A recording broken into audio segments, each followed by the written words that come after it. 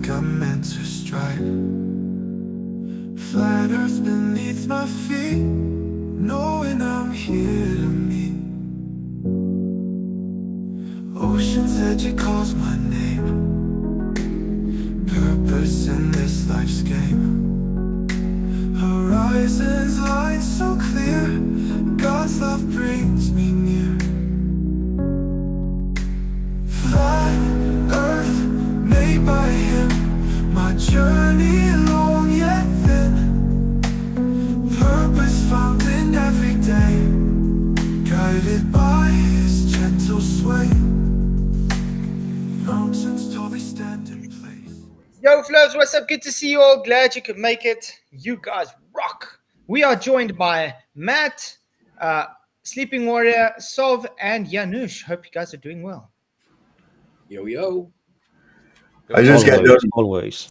I just got done watching. Well, I watched it last night. I was made aware of it. But did you know that McToon and Drunk Debunk made a really awesome promotional video of me? Oh, yeah, of you. Yeah. Because they're trying to promote you for what, Top Left?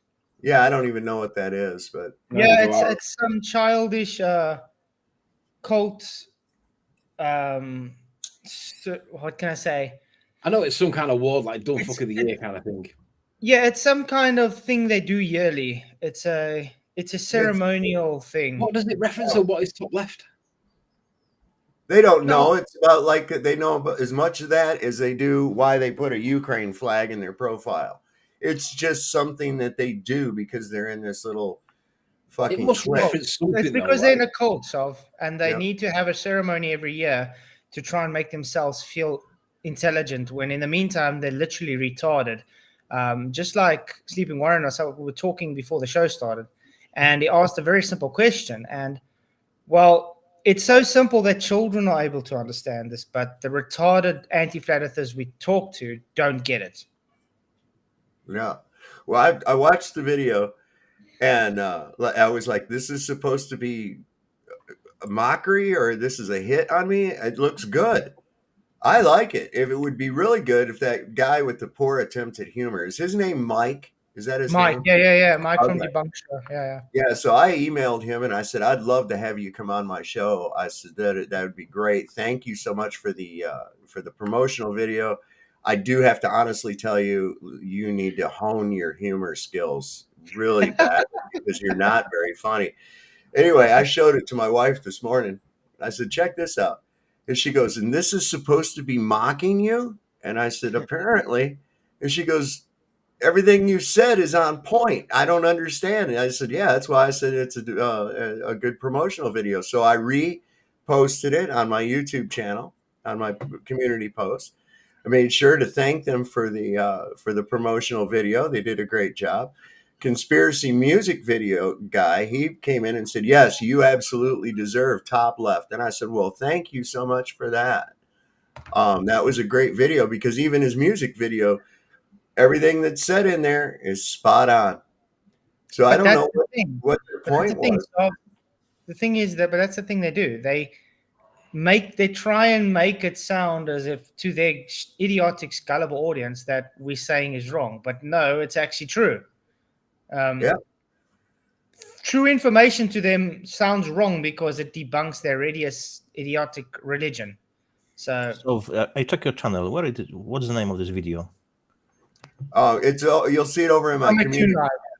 Yeah. Right, yes. I see posted. And if you can just drop the link really faster. I'll grab a link to it. Hang on. Can we translate the prelude to this video not the video that you're talking about, this hangout, the little 30-second clip was about Sean trying to describe. About Sean Hawkins.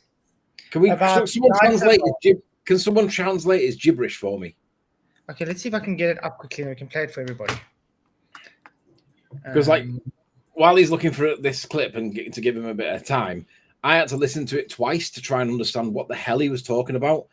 And what you have to do is you have to get common language, translate it into gibberish to understand what they're talking about, to then translate the gibberish back to common language, to then be able to address the point that he's making. That's how stupid this argument is, and that's how stupid many people on their side make it. We have to translate into gibberish first, understand their gibberish, then translate back to normal language to then deal with that that false statement. It's retarded. Honest to God. That's the only word I can think of there is retarded. It is. Check out this little clip I found. I put it over in the private chat. This is so funny. FTFE, supposedly he's watching the video with Toon of you and Steve from UK and Duffy, right? And he had some kind of a thing where every time something was said, he had to take off his shirt. Is this the one? No, this ain't. Well, hang on. This ain't. This is the one where he started crying. Hang on a second. Hang on.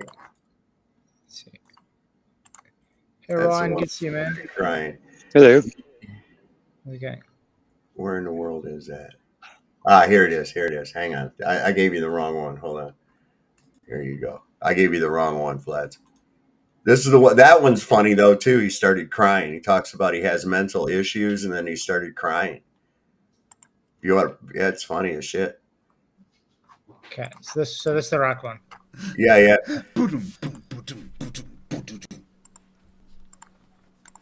Toon, where have you gone?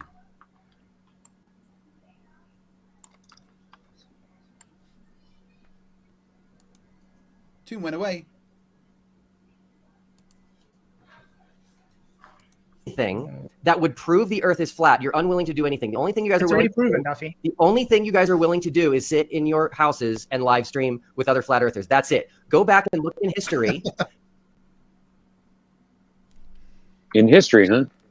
Yeah, watch this. This is fucked up. What? For some reason, that's what you want. Gravity, you fucking... What? What? Yeah, we want your shirt. What dude. did I come back to? Oh, what? They got my goal. Why? What? No. I leave for a second. I come back. This is what I get. Oh, What the fuck's going on here? why is my camera off? What did I- you do? I took my top off and your camera came off. His top. His Rubik's top. gifted $1 just to make me do this, apparently. He wears tops. Wow. Aaron, $2.99, thank you very much.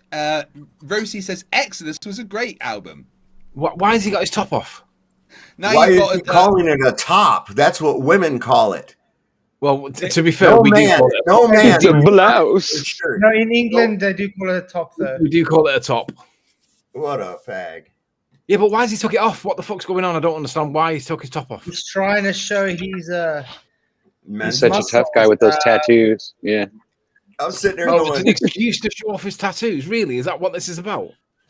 No, he's trying to show his muscles off. Remember, he has definitely upgraded his physique from what he was, but I wouldn't say it's so impressive he needs to take his shirt off to show everybody. I wouldn't say there's any impressiveness whatsoever with that. I mean, Can I take my shirt off? Go ahead if you're getting hot. I like to get naked. Oh, we've got a box. just don't let Jared know. He'll send you obscene dick pics. Let's get rid of. Oh yeah, I forgot about that. Is this not a bot? This is a real person. Looks like he has a six-pack, of beers. Does it? 6 pairs of gasolite. So this is basically Craig's vanity. Is that what? Is that Does he what- have 3 nipples? Yeah, it's basically his running, but it's still a minute left of it. Let's listen quickly what he says further. Look, it's supposed to be six-pack, not a fucking boiler. Okay, let's see. Pay another bunch of super chats to get me to put my top back on. You didn't Oh. think about this, did you? Gosh. More like a fudge pack. No, stop. This Ew. is important. Keith and Steve, do you guys want me to help you do something that you think will prove flat Earth and disprove the globe? Yes or no? The Earth is already proven flat. Yes or no? We just want you to answer questions because I'm going to you are answer being them. very dishonest. No, So that's no, why we're Keith, asking these questions Keith, live. Keith Because we and want Steve, you to I'm just... going. So Flatzoid is saying that the Earth was proven to be flat. Yes. Do you remember when that happened? No, it didn't happen. I have here. Wow. Okay. She's just denying it. Yeah, they just deny the fact that it's measured flat. That's the problem. Cartesian coordinate system showing no negative terrain proves and measures it to be flat. I mean, if it wasn't flat and it was actually curving, there would be no need for a geoid WGS model. You would already have it measured curved. I would take my top off and actually show him how a physique looks, but Well, gentlemen, I just woke up and I don't have my top on. I'm not going to show no. you. But we'll go there.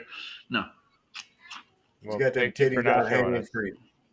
Yep. I'm going to take my bottoms off now. because I've actually been Okay. bulking for the last 2 months. So I'm back at like 22% body fat, but I'm usually 12%. Starting again tomorrow, which is going to be great. And actually, I'm going to put a top on. How about that? I'm like That's 50% sexy. fat. Are you? But that laugh he gave when he starts like, he told me to put my shirt back on. I've got to ask Conspiracy Music Guru in chat, Alex, I love your music, dude. But did I see you in that banana boat hangout with like Mark and what was her name, Patricia and Robbie Davidson? You were in that hangout, weren't you? Right? Oh, Anthony, I got to talk to Mark the other day. He was on last channel. Yeah. So what is Mark's current position? Is he ready for jumping back to the globe, or is he not? I got to send you lawyer's papers, Anthony. Yeah, I'm aware he's a cease and desist. What are they asking him to cease and what are they Well, asking him yeah, to stop cease doing? and desist. I went through it though, and to me, it doesn't really seem legit because I told Michael some of the things they said was already they had a biased, unjudicial placement. They already, let's put it this way, they made Mark already seem guilty. That's not how lawyers work. You What don't are they already asking him? accuse someone of being guilty without it going through a process through law.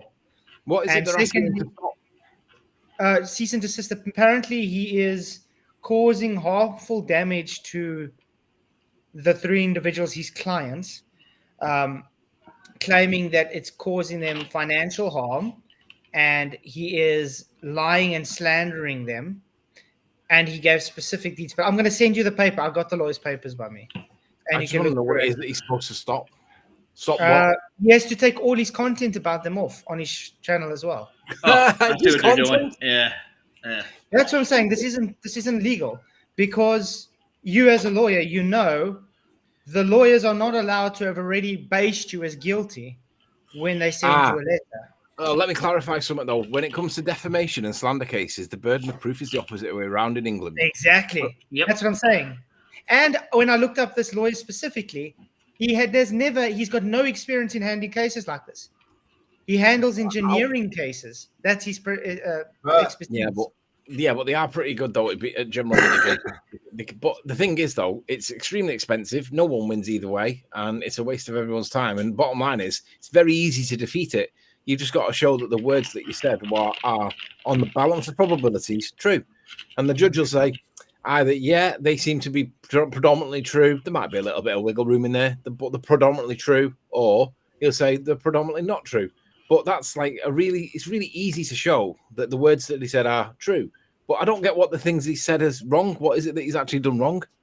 Let's see if I can quickly get that up. I'm going to send it to you. Then you can read through it because I don't want to really bring it to the public in a way until you've read through it properly. Yeah. So, Anthony, have you ever handled cases like that before? I know all about slander and libel, and I just know that no one wins and no one cares. But the 2 people that are involved in it, it's massively important. Look at the the Wags case between Rebecca Vardy and Colleen Rooney. They're both wives of footballers that were mega rich, and no one cared about the name calling. Literally, no one gave a shit. 2 women scrapping with each other on Facebook about or whatever it was. I'm going to send you the cease and desist quickly. And literally no one Alleging that my clients committed SEC violations related to Axion, asserting they lost large sums of money in Axion and were desperate for funds, stating that they were presumed by authorities into renouncing Flat Earth beliefs in exchange for protection from legal consequences relating to the SEC. Yep. With respect to Patricia Steer maintaining that she received a car in exchange for turning away from being an active member of the Flat Earth community. Contending Robbie Davidson accepted thousands of dollars in order to allow Logan Paul and Jake Bird or Jimmy Kimmel Live to attend separate Flat Earth conferences for the sole purpose of making hit pieces against Flat Earth. He did, though. I mean, I think that was true, wasn't it? Okay, Paul. I believe it might have been true. I'm not saying. Yeah, but it look was what it true. says. Filing the a evidence for defamation that? lawsuit seeking damages for reputational and Hippies. financial harm, including a potential claim for punitive damages due to intentional, wanton, false, and reckless nature of your statements, and seeking a court order compelling the removal of all false, defamatory, and misleading statements. I This just letter is think only a written notice.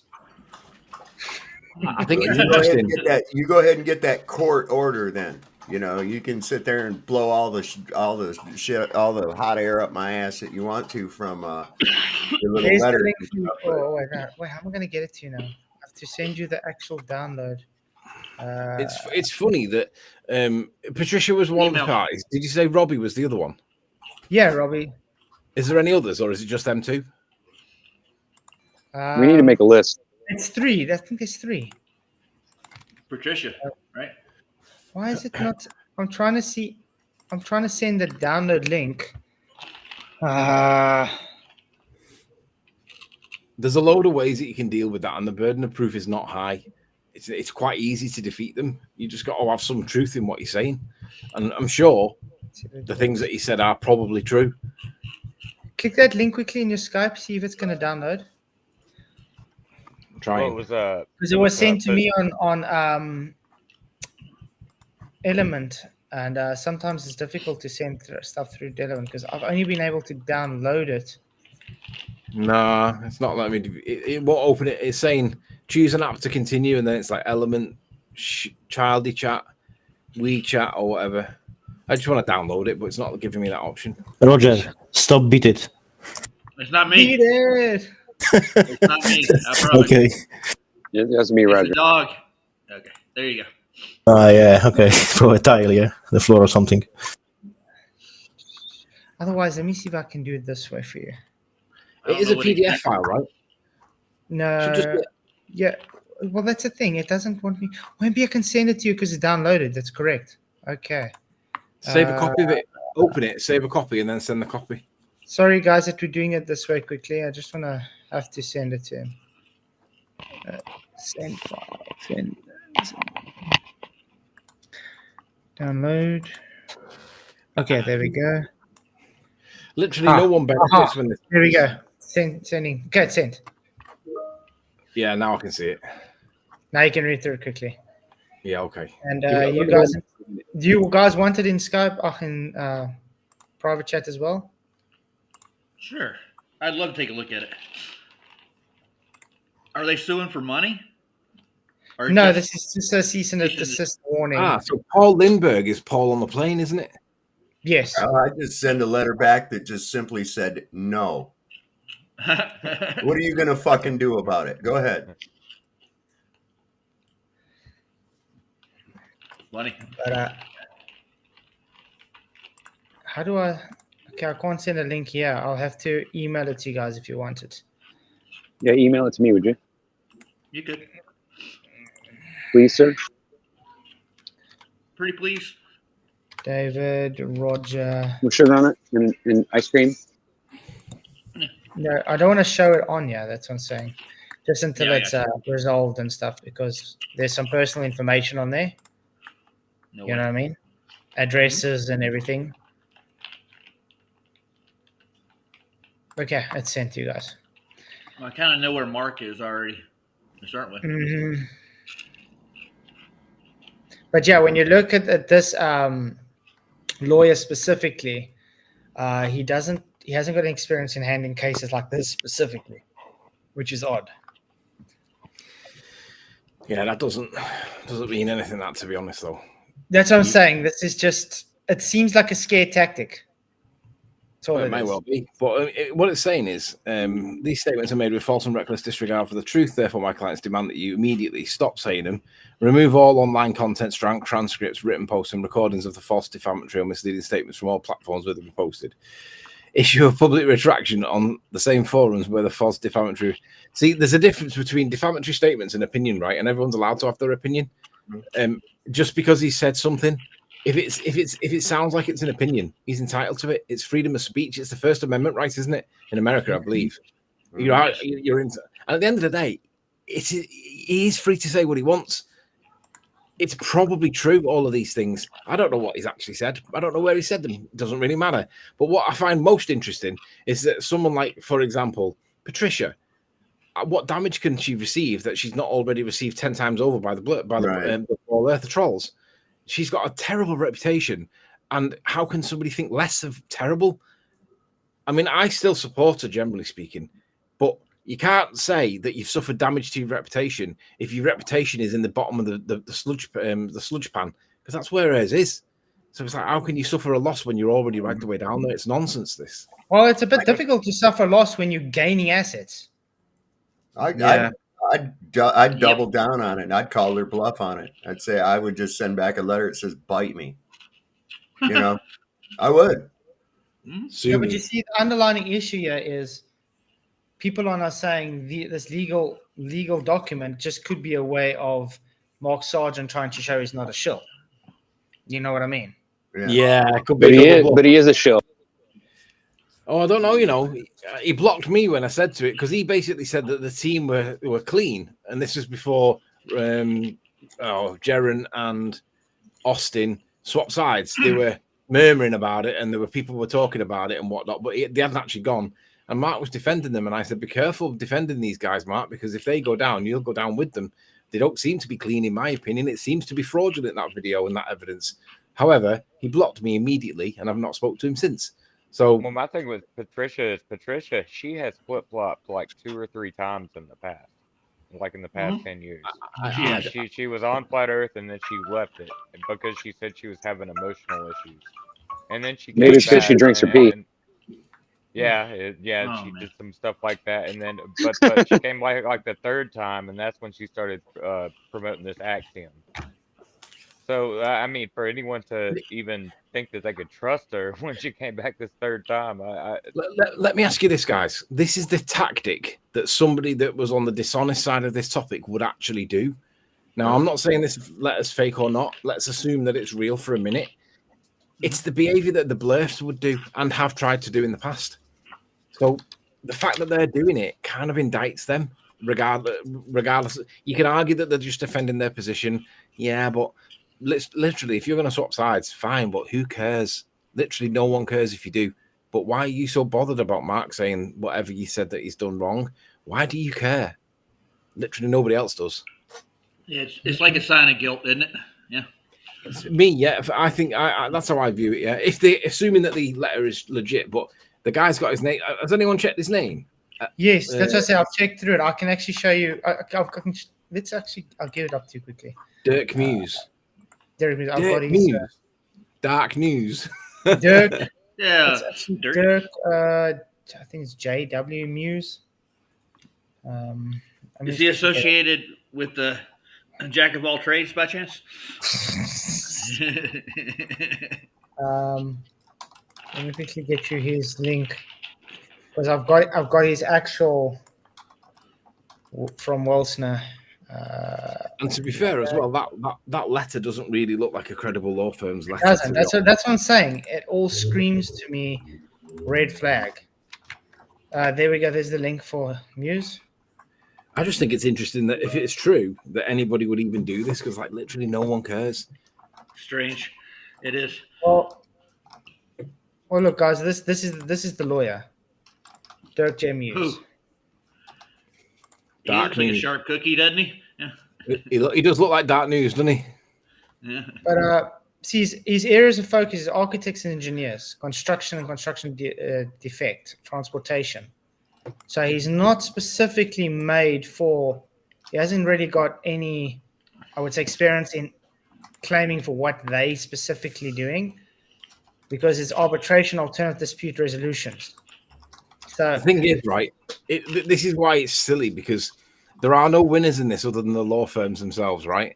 And at the end of it, let's just say it goes against Mark, does it mean that everybody's suddenly going to think Patricia's been a victim in some way? No, people are going to still think that she's jumped sides and it's dodgy because she's so bothered about it. Same for Robbie. Literally no one cares if you jump sides. The only people that care are the ball earthers. No one else does.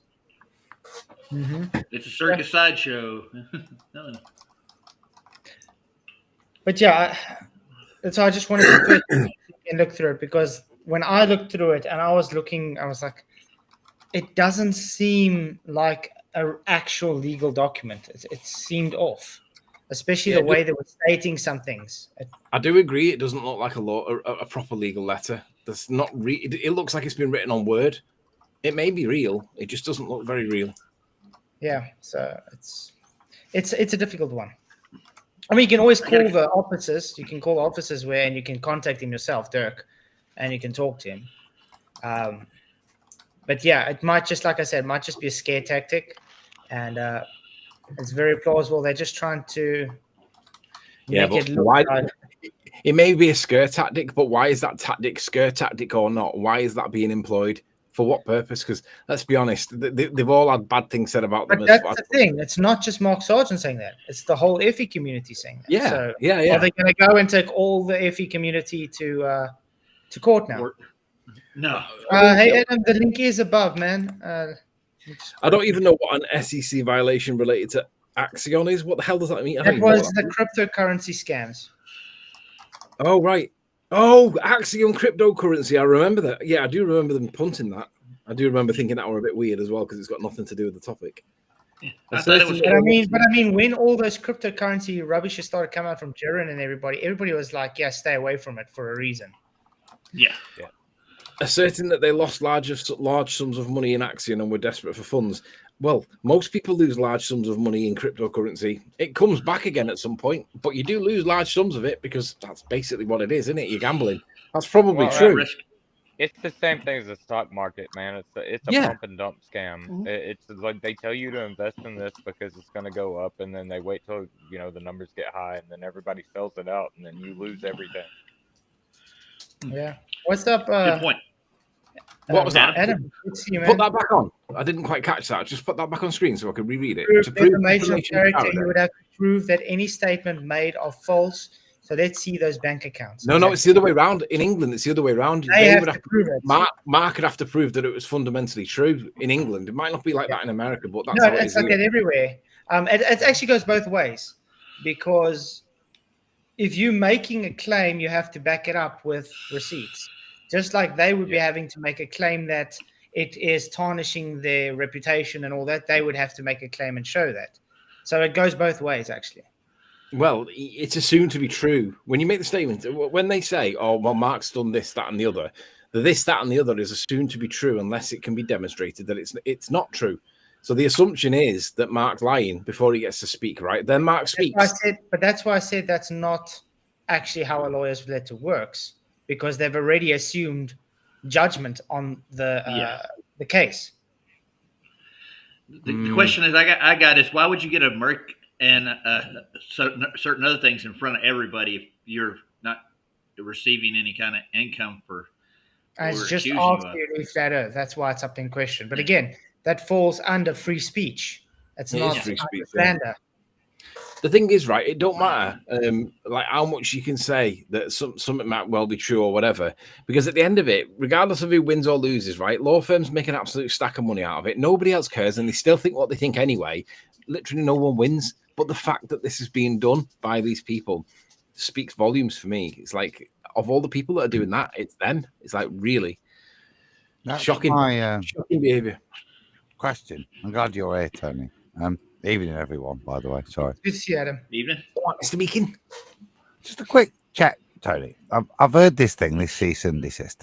I want to clarify what the cease and desist is. Is it an order or is it a request, polite letter? It's a demand. It's a demand. If you do not do this, I will do that. It's almost blackmail. It's almost borderline blackmail. It's like a statutory demand. If you do not pay, I will sue. Fine. So it's a statement of intent from Patricia Steer's side, as opposed to a court order to cease and desist. Exactly. Yeah. They're trying to scare him. They're trying to say, if you don't do it, we're going to take you to court, in other words. Yeah. That's... So he can still do what he wants, because they have to still prove irrevocably the statements they made are true, just like he has to prove his statements are true in court. It's a bit like a copyright strike in YouTube. You can do it, And then the next thing is the person responds. Yeah. And like we in Fight the Flat Earth, well, I'll go to court then. And then it's up to them. So it's an intimidation tactic. Mhm. Yeah. And okay, I'll go to court. Then you see what happens. And that's when you've got to just continue. They've got to take you to court for something. And they've got to show they've also got to give you the chance to fix it before they do that, though. That was the bit at the end. Nathan said something about what was it? This is the one chance to redeem this amicably. Now, in my mind, Tony, this is what I want to ask you. If you issue a cease and desist letter and say the only way we can move forward is if you fully comply with everything I say, and the only way we'll continue amicably is if you do as I've just said, if you take that to a court, that's not you trying to resolve it beforehand, is it? No, that's a threat. Yeah. It's a threat. Yeah, it's a threat. It's blackmail. It's borderline blackmail. That's what I'm saying. It's borderline blackmail. That's why it says in capital letters, therefore, my clients demand, in big letters, that you immediately cease and desist. Do this, do that, do the other. And if you don't do that, it says, if you fail to comply with this demand within 7 days of receiving this letter, my clients will have no choice. But it doesn't say to take you to court. It says, but to consider all available legal remedies, which might well be to do absolutely nothing. No, it's that just is in the window, It just could be a bag of. It could just be a bag of air. Nothing. They got nothing. They're just trying to scare. That last bit that Tony just said, that is exactly what it is, Flats. If that's how it finishes, then it is a bag of air. You say there's nothing legal behind it, other than somebody who's butthurt and saying, "I'm going to do this to you if you don't do this." Yeah. Now, the ultimate thing that the lawyer has to say is because what the lawyer's got to be careful, Tony, isn't it? Here is to say we are going to do this if you continue. What they've not said is that they've used mitigation to say we would be able to consider legal action if you continue. But to be fair, though, they all do that. They're all reasonably worded. In case you say, okay, take me to court then, right? Because you're happy to say, well, what loss of earnings have you incurred, Patricia Steer, as you flip-flop from flat to globe? And you were held in indictment. If you want to have that day in court, I think somebody like Mark Sargent would relish it. It would be a fantastic PR stunt. It'd be something for us flat earthers to crowdfund if Mark got took, Have that day in court. Let's just look at one of them, for example, right? One of the ones that's more easy to prove is with respect to Patricia Steer maintaining that she received a car in exchange for turning away from being an active member of the FEC, the Flat Earth community, right? So obviously she may have got a car, and then Patricia would have to show that she paid for it out of her own bank account. But by revealing the bank account details, she'd be showing where the money's coming from. And then if that money's not coming from her own previously earned wealth and it's come from somewhere else, you can't identify exactly where it's come from because she's quite rich, apparently. But you can say, well, look, the car was, I don't know, $25,000. And look, there's 25 grand coming in from there. Where does that come from? And then she got to explain it, right? But the truth will come out. And if it turns out that it wasn't from, she bought the car and it wasn't from, in exchange for turning away from being an active member of the FEC, I don't know how you'd even prove that how would you prove that otherwise? Tony, you don't have to, do you? That's why I'm saying crowdfunding, right? Have your day in court. If you end up losing, how much losses could she have incurred? It's going to be very small. How much does she earn from her internet reputation as a flat earther stroke? She hardly got anything. But point being, if they want to go to court, then all of the data that Tony's talking about would have to come to the court, wouldn't it? Yeah, it would be publicly available. So why not? No, not the evidence wouldn't be publicly available. It'd be shown publicly in court, but it wouldn't be publicly available. Yeah, you wouldn't see the actual evidence unless you were there at trial, and then you would. That'd about do it, wouldn't it? Yeah. So I've seen the video. Pretty good. Good promotion. I uploaded it on my channel as well. The point I'm making here is, don't try. If that was somebody trying to bully me, I tell you what, especially if I was in Mark Sargent's position, you wouldn't bully me like that. I'd say, let's go then.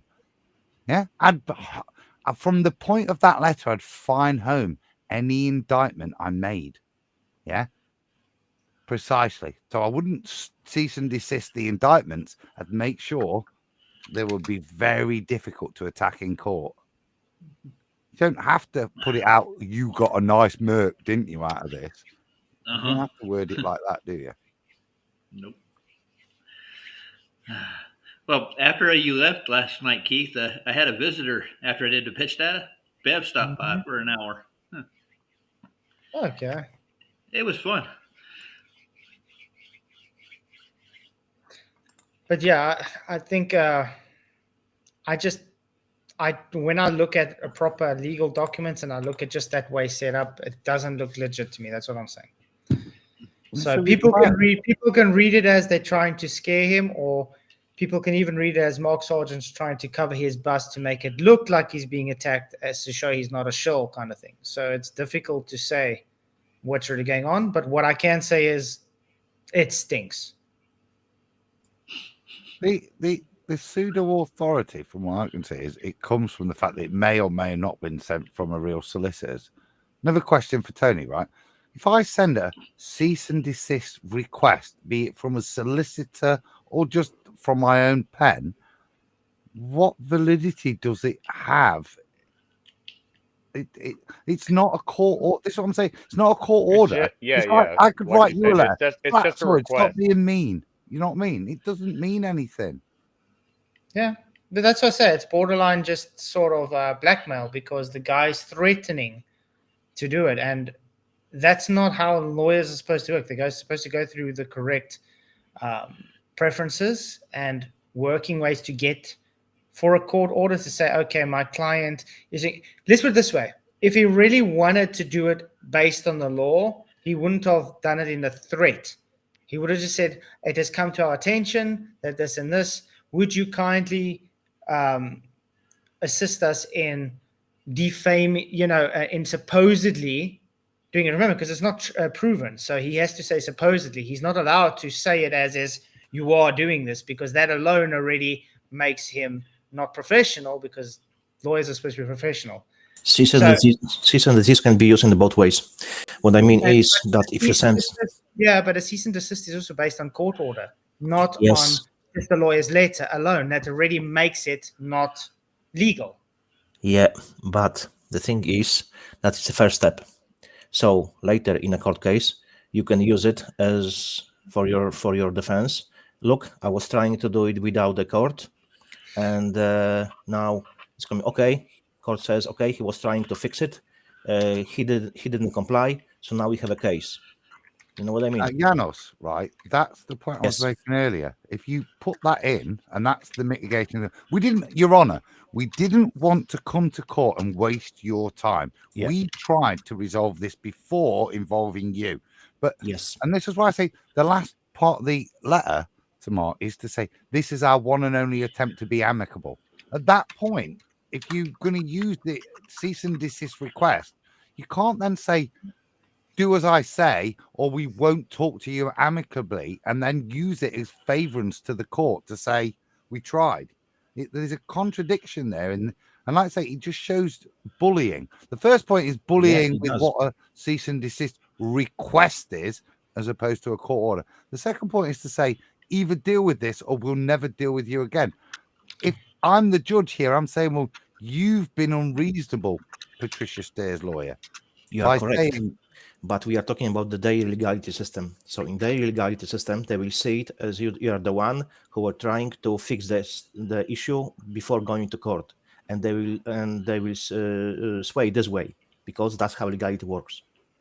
Perfect. So the only response to mitigate against that is to write a letter back and to try and continue a conversation between the two parties, even though the first part of this issue, the cease and desist, has said this is the only amicable correspondence we'll have. I would continue correspondence, A, exactly, to the last point, and then B, to just tie them up, because, okay, what is it? What specifically should I not say about your client? What are the nuances with regards to his and her behavior that you have issue with? Can I talk about this? Can I talk about that's this? what you should be doing. I exactly agree with you, 100%. Yeah, but like I'm saying on your IC, it's alleged to violate a legal right. He never once claimed it's an alleged violation. He claimed it is. He's already claimed that it is proven. Yeah, so that's the point, though. Look, legality lies in its role in the preliminary legal action demanding the cessation of an activity that is allegedly violent. So they've claimed that.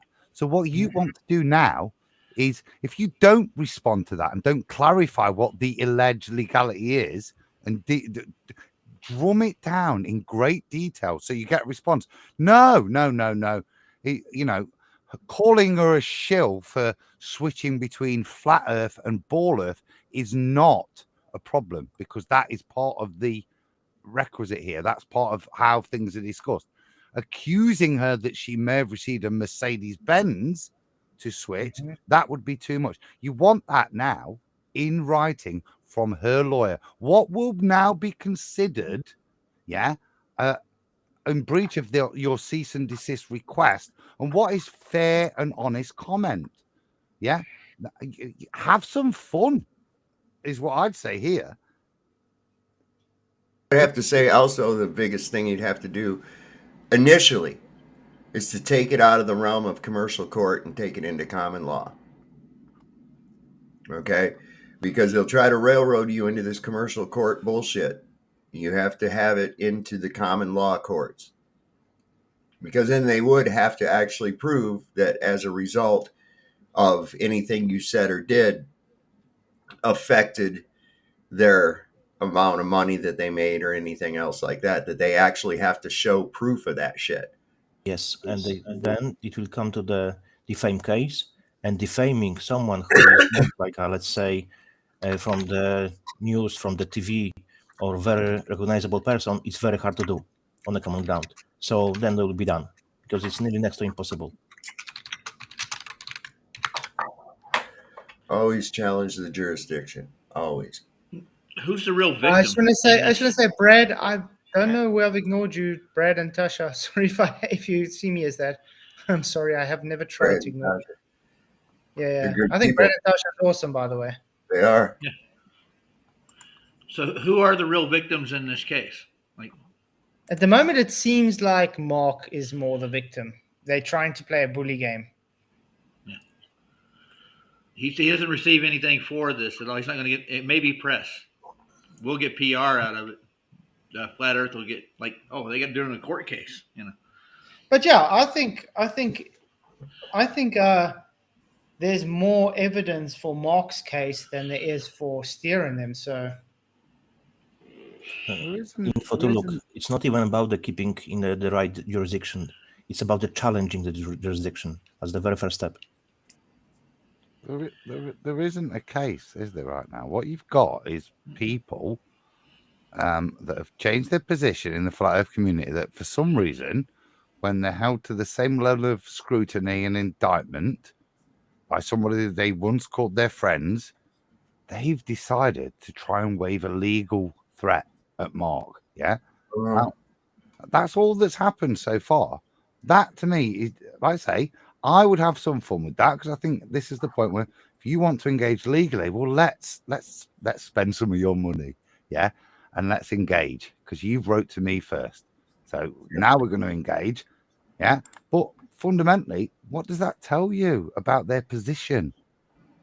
That it's very weak, because they've had to engage lawyers instead of just using the strength of their argument.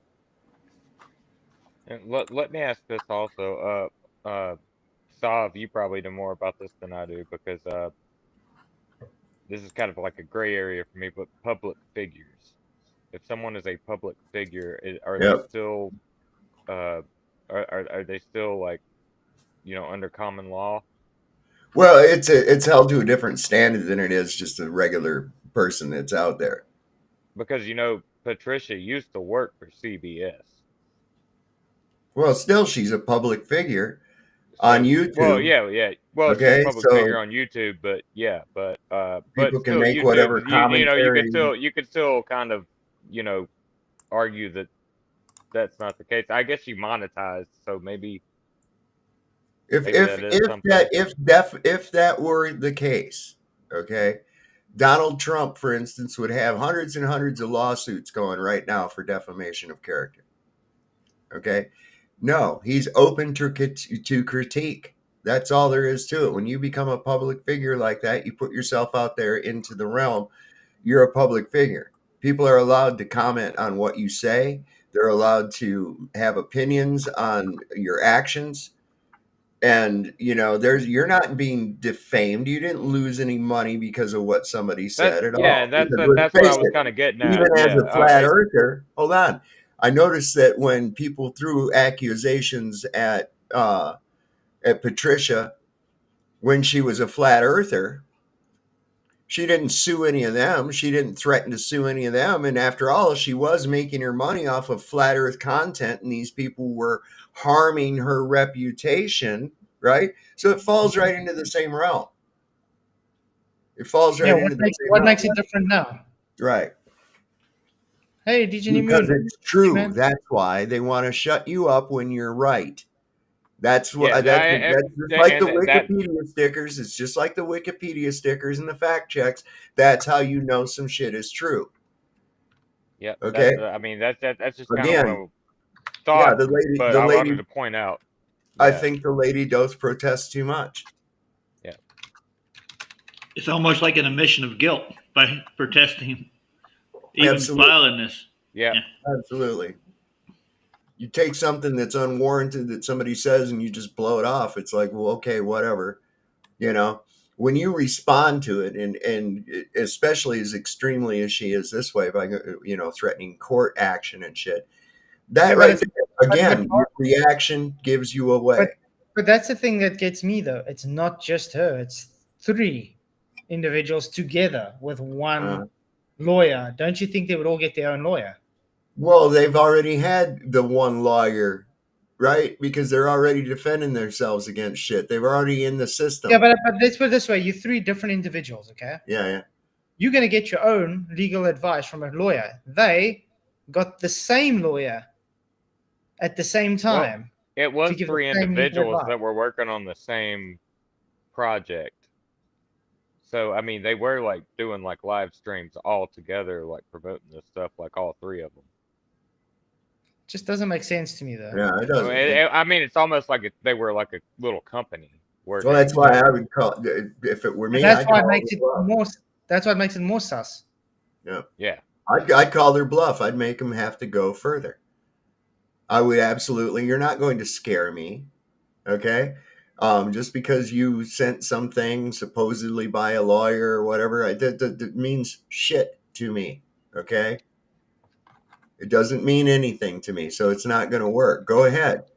They send me a letter, cease and desist like that, and there's no legal backing behind it. I'm just going to send back a letter that says, bite me. Yeah. Do what you got to do. I would probably use more extreme language. No, don't. Write back in a polite manner so that if it ever got to court, that you're demonstrating that you're asking for clarification of terms. There's going to be lots of letters that you'll write like that to their solicitor that isn't doing this for free, unlike yourself, whilst you're having fun. They chose to engage like this. Yeah. Then yeah. Remember, if it does end up in court, you don't want to be shown to have just ignored the advice they've given you. If you do that, Well, you just don't want to seem manic.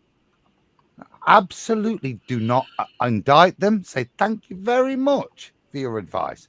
However, Why would I take advice from an idiot? Yeah, like I say, if you're going to deal with the deceitful, make sure you dot your I's and cross your T's, don't you? Mm-hmm. Well, you just want to be direct. You want to be direct with your point. Nice that's mask a there. great outfit, DJ Newman. Yeah, it is. Great one. You should hear his voice. He came on PJ's last night. Yeah. Oh, we got kisses. Sending love and kisses and hearts. Nice. So Yeah, this is Newman, you're making great music. This is a stunt on Patricia and Jace or whoever else. Robbie is Robbie part of this lawsuit? Yes. Okay, yeah. This is a stunt to scare everybody off of them because they're being accused of taking bribes, right? And they Well, may it's cash not. it. It's not a lawsuit. Well, they It would hasn't. like to have It hasn't bribes. gotten to the lawsuit. This is just a letter. Shouldn't they go to like the magistrate at the courts and file all this stuff if they had a real case? You know. Maybe, but Can it's you hear not me? at that stage. Yeah, can you hear you? This is just Roger. If I wanted to write you a letter, say, Hey stop everyone, it, Roger. I You're just doing want to take a moment to express my deepest thanks. okay. Huh? Oh yeah. That's DJ. It's DJ saying it. Yeah. Not me. We appreciate that, DJ. If I sent you a letter, Roger, right? Yeah. Stop it, Roger. Right? You look at it and go, ooh, who gives a shit? Adam's like that, yeah. But if I sent it from a solicitor on our behalf, stop that, or I might consider legal action. You might take it more seriously. It's not worth any more. It's just it costs the me paper. some money to try and intimidate you a little more. But It's bully tactics. yeah, no court's been involved. No judgment. Foremost, thanks for streaming every day your truly incredible, amazing panel. Your insights and energy made this experience unforgettable. And to the lively, chat, thank you for the laughs, the good vibes, and the endless support. Finally, a special thanks to all of you who took the time to watch the video I created. Let's keep building this wonderful community. Time to go now. Bye-bye. Thank you. Later, DJ. Bye-bye. Oh no, he's shirtless. Take him off camera. Oh, Ryan, what you doing FTF now? As long as, I'm as trying long to- as you don't hey, show any I want to nipples. be like Craig. Oh, you want my nipples? Yeah. There you go, buddy. Ugh. I'm gonna have nightmares. I know. Now you're gonna have nightmares or wet dreams. One of the two.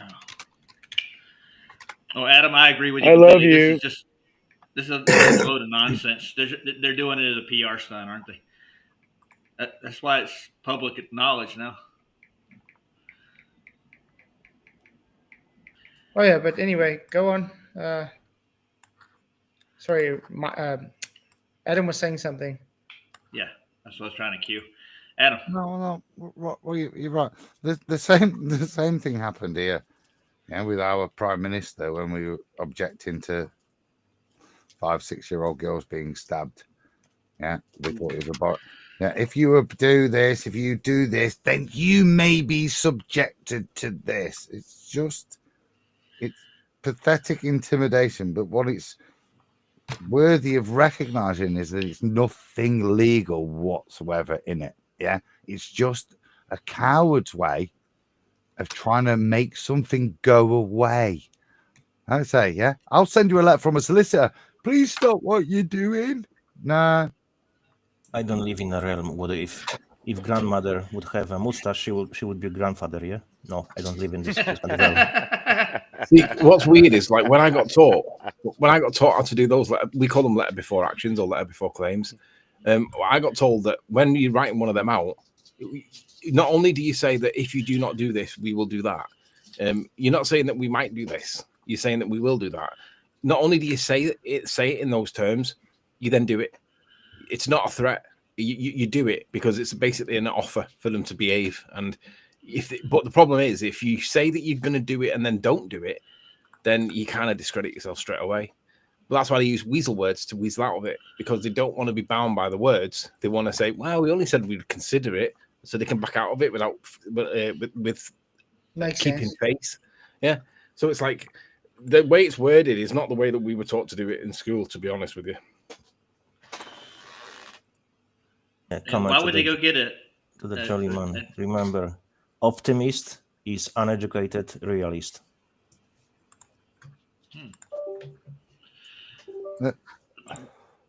That's interesting, Tony. If you think about, if I'm correct in what I've heard, They've said if you continue to do this, we have the consideration of legal action. Yeah, we weren't told to do it like that. Yeah, not we will commensurate legal action against you, right? Yeah, so think of it as a fence, right? You've got your fence and it's supposed to be like no more than 5 foot tall, and yours is now 6 foot for whatever reason. And you say, look, your fence is too tall. It's out of scope with the rest of the... And the law firm, we were taught to say, if you don't fix that fence height, we will take you to court within 21 days. Please acknowledge this letter. And then that way, they know clearly that if they don't do it within 21 days, and then they've got to acknowledge the letter. But there was none of the weasel words to make it sound weaselly. It was black and white. You either do this or we'll shoot you. And that's why we were taught to do it.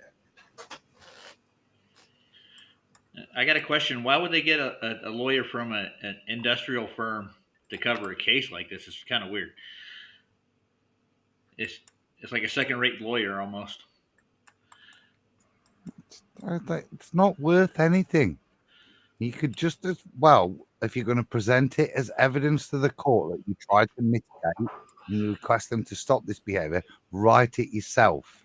Yeah. Not what they've done. You've said if it's some kind of not actual specialist in this, it's some lawyer they know. It's like a letter from your dad. Dear Roger, stop being mean to Adam. Adam's dad. Yeah.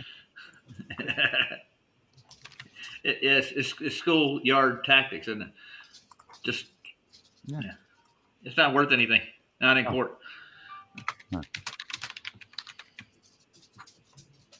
The only thing that's worthy to the court now is that they've instigated communication, which is why I would now continue it.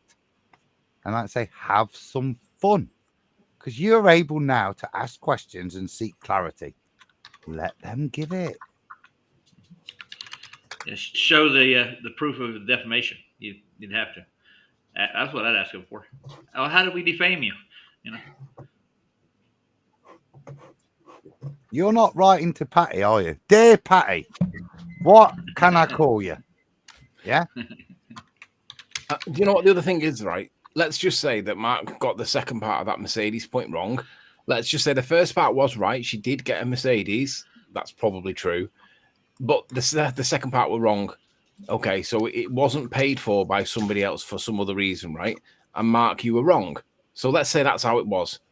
Does that mean that Patricia suffered any loss or damage in her reputation as a result of it? Or is it more than likely that Mark suffered the loss or damage of it because he was wrong on the internet? Which way around is it? Mark. Because she didn't suffer anything because she had more assets. She gained assets. You don't gain assets and lose credit. You know, you lose what they're claiming. Because if you are losing funds or whatever, it's like they're trying to say she's getting financially hurt, then how are you gaining assets? It's literally no one wins in this situation, and no one cares either. Literally no one. No one's going to change their opinion on Patricia based on whether it turns out that it were right or wrong that what Matt said about who paid for the car. No one's going to change it. The court system will win because we're paying fees to your solicitors and so on. So court system wins. So in a matter of two people, yeah, no one wins. But in a matter of court system, they win always. Well, the house always wins when you're playing poker, right? Yes, that's correct. Yep.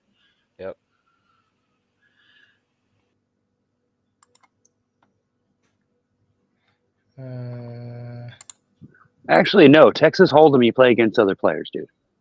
Yeah, but you still have to be able to pay an ante, like if you're at a casino or whatever. So the house has always collected money from everybody.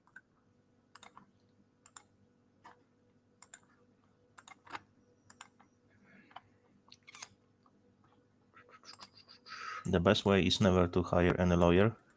Learn yourself the wording, because you are the one who knows the best your case. Never any lawyer will defend you as good as you will do it yourself. Well, I don't know. Every time that I've gone to court with a lawyer, I've gotten screwed. Every time I've gone to court and defended myself, I won. Yep. Here you go. Every time. The same here. I've won 2 cases on my own. I didn't need to hire a solicitor at all. They had me up on bogus gun charges, man. I was looking at 18 years. The I never lawyer that I necessarily had won. initially, he quit. He didn't want to have to do it. He quit. So I went in. I defended myself, and at the end of the trial, after I won, the prosecutor came up to me and said, "Wow, you did a really great job. Where did you go to law school at?" And I said, "At home." Yep. He's homeschooled. Oh no. I never, Yeah, well- I never necessarily Law won my school's for case. That's what I liars. went in on, but you know, I would never like serve jail. Well, I did serve jail time a couple of times, but it was pretty much pay a fine and get out. Well, that's all they ever do is these lawyers. They don't know law; they know procedure. That's all. Yeah. They don't really know law, and Yeah, that's their true. main thing is to go in there and haggle for a deal. They're going to get the conviction. His job is just to get you a lesser conviction. Yeah, in England, the and same. that's why my brother got he got a possession charge for marijuana, and they went in and they were like, well, you could pay $3,600 and he can spend 2 days in jails, or you could pay $7,600 and he doesn't have to serve any time. Like What that they was did the with me- option. And it was like, what the hell? Like, what, he pays $7,600 and doesn't spend any time in jail, but he can pay this and spend 2 days in jail? It don't make sense. What I did And is instead of paying them, I just did my time served, and they just let me out eventually. Didn't have to pay for any court fees or anything. Just do your time. I wish I could find it. I used to have a button, like a little pin, and it said, "Attorneys eat their young." Why would you ever turn yourself over to another man, anyways? That's ridiculous. You're by hiring an attorney, you are already admitting incompetence. That you are stupid. Yes, exactly. Yeah. Yep. You're a child, a baby. An infant, literally. That's literally. why he's representing you. You don't present yourself, he's representing you. As soon as you walk in that courtroom with an attorney, you're admitting that I don't know anything about the law. The best way is to never allow to the point when you have to go to the court. Just challenge and send documents, ask questions, all paperwork. It takes time, of course. But then when you're on the ground, mainly you'll be screwed one way or another. You have to pay the fine or they will jail you. It's very hard to win versus them. So there is always some repercussion. Money, that's the least. And I agree about asking the questions, because seriously, walk in there and start asking them every question that you don't know anything about. I Because just they have to answer you, and as soon as they don't answer you, they're in violation. But I think this is showing very clearly that anybody that goes to the globe will try and attack Flat Earth in any way possible they can. Well, they don't have much of a case on their But side, you know do they? what but they do not care about Flat Earth because Flat Earth is finished. Yeah, that's what I'm trying to say. They think we're just a joke, and it doesn't matter to them. Yet you get these globers that are attempting to take people to court. Yes. For calling them names or something. Okay. That's desperate. That's what that is. Yeah. But I did tag Mark Sargent if he sees it and he wants to come in and talk. More than happy to talk about it, to hear his side and what he's, planning to do and his take on it. Because it'll be interesting to see what he actually says about it. Autodidactic, you are correct, but it's not as simple as you think, because they will try to catch you on very small words, and they will have jurisdiction over you. So you need to really be very good with the lingo, because they will catch you. Even the most prominent guys who knows nearly everything, they were caught. So it's not as simple as you think. Yeah. I would agree with you. I mean, it does look like the process is very difficult when you do go into a courtroom. If you do not use the correct terms, they can catch you very simply. Yeah, there was a case, I remember. The guy was really very good with the wording. with the Blackstone Dictionary and Oxford Dictionary, and he was fighting them all the time. And he was all the time chewing the toothpick, And then judge told him, take the toothpick from your mouth when you speak to me, and he did that. And because he obeyed the order, then he admitted they have jurisdiction over him. And judge said, arrest him. Even the so small things as that, they will always catch you if they want. They must be really, and he was very good. Well, it's like it's compliance. Like as soon as you yes, exactly, comply with a certain order, then I mean, you can still fight it, but they think as soon as you comply with one order, then every other order that they give you, you must comply. Look, even if you go to the freaking court and the clerk comes and says, all rise, and all people rise, including you, it means you are admitting to the authority of the court over you. That's as simple as that. That's why you have to reserve your rights. Yep. You reserve your rights under UCC 1-308. And then that puts it right into common law jurisdiction. Yes. Is the Constitution involved in that at all? Well, only when you reserve your rights. Yeah. Outside of that, then it's Uniform Commercial Code. Exactly. That's not law. Commerce, No. not under the Constitution. That point that you just said then about all rise and everyone stands, that is literally about jurisdiction and accepting jurisdiction. And if you don't stand, you're not accepting the jurisdiction. But if they're not able to act out their authority over you, they can't act at all. That's why a lot of people refuse to stand. They'll carry on without you anyway. But you're just saying, I don't accept this jurisdiction. And the thing is, that people see it as because they're ignorant to it, they're credulous, so they take it as looking at it as a sign of respect, but they don't understand the outlining indignation behind it. And what and happens that's what a lot of people in the U.S. say is about it. You're disrespecting the flag. Is what I hear. Mm-hmm. Maritime flag. Well, that's not even an American flag in that courtroom. Yeah, it's not. It's got the little gold fringe around it. Yeah. That is the bridge of a ship. Okay, that is the bridge of a ship. I want you to think of an old sailing ship and what the bridge of that looked like, where the guy sat up there behind his podium, the captain, and he looked over the entire crew, right? And his first mate and everything would come up there just below him, on the same platform. Once you step onto the bridge or into the court well, then you're under their jurisdiction, but not until. Yeah. And even so, you can actually show you're special submitting appearance and not have to go into the court well. Yeah, and by stepping in or standing up, you're submitting. Yep. If I remember correctly, if you won't stand up for the first time, judge or clerk will be saying, "Oh, you have to stand because it's just respect and so on." So then, if you don't want to stand up, a judge has to go outside, change his robe for different color. That's happened once. Then again, they say to stand up. You don't. Then the judge has to go again to change the clothes. And I think it was the third last time when he comes without the robe. So then courts become common law. He has to treat you as a common law, as a man. Yeah, I remember it was 3 or 4. I can't remember exactly. I would need to check it. I think it's. And you see, this is the thing that nobody gets taught. I forgot all about that because I do remember some kind of procedure like that about how they had to change their wardrobe for what they're representing. Yes, exactly. But you see, it's these type of things they don't teach any person, though.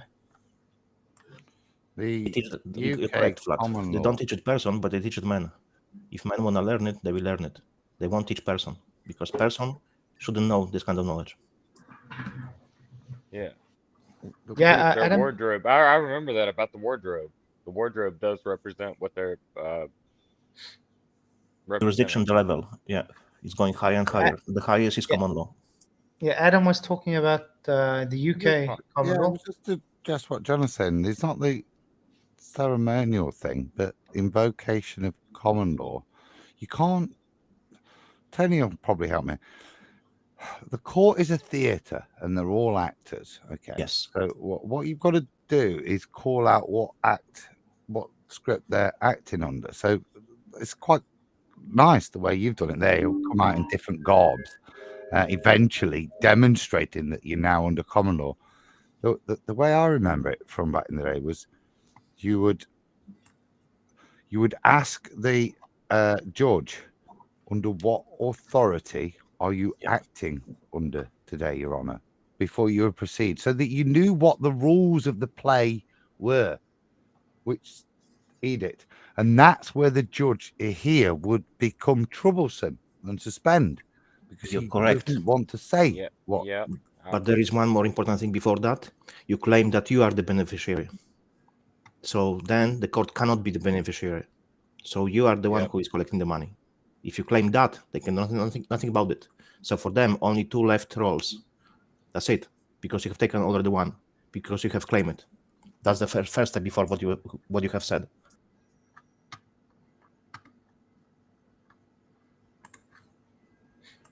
This is a lot different than military court, I can tell you that right now. Oh, yeah. Yeah, in the military, you are straight away under maritime law. Mm-hmm. Oh, yeah.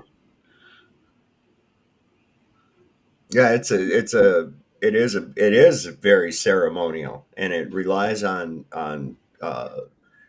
word magic. You look at it; it's all about the dead corporation. All rise, only the dead rise. Yeah. Somebody just pointed that out in the chat as well. Yeah. You get a summons. You are summoned to court like a spirit. You see, yep. And that just shows that it's actually it's a case against your fictional corporate entity. Corporation, yes. And you are considered. Many times it's like, okay, well, here you go. Here's a certified copy of my birth certificate. Have fun. There you go. And you are considered. That's who your case is against. That's what your case is against this piece of freaking paper. So have at it. You are considered as a dead on sea. And corporation, which exactly means corpse oration, which means dead body is speaking. You are considered dead on the sea because you have lost your placenta during birth and you never claim it back. So it means your mankind part of you, your manhood, has been lost at sea. That's why it's maritime water law.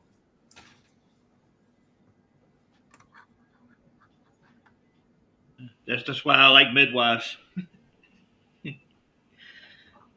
A lot of the people back where I'm from, they were given birth with midwives, and they weren't made a legal fiction when they were born.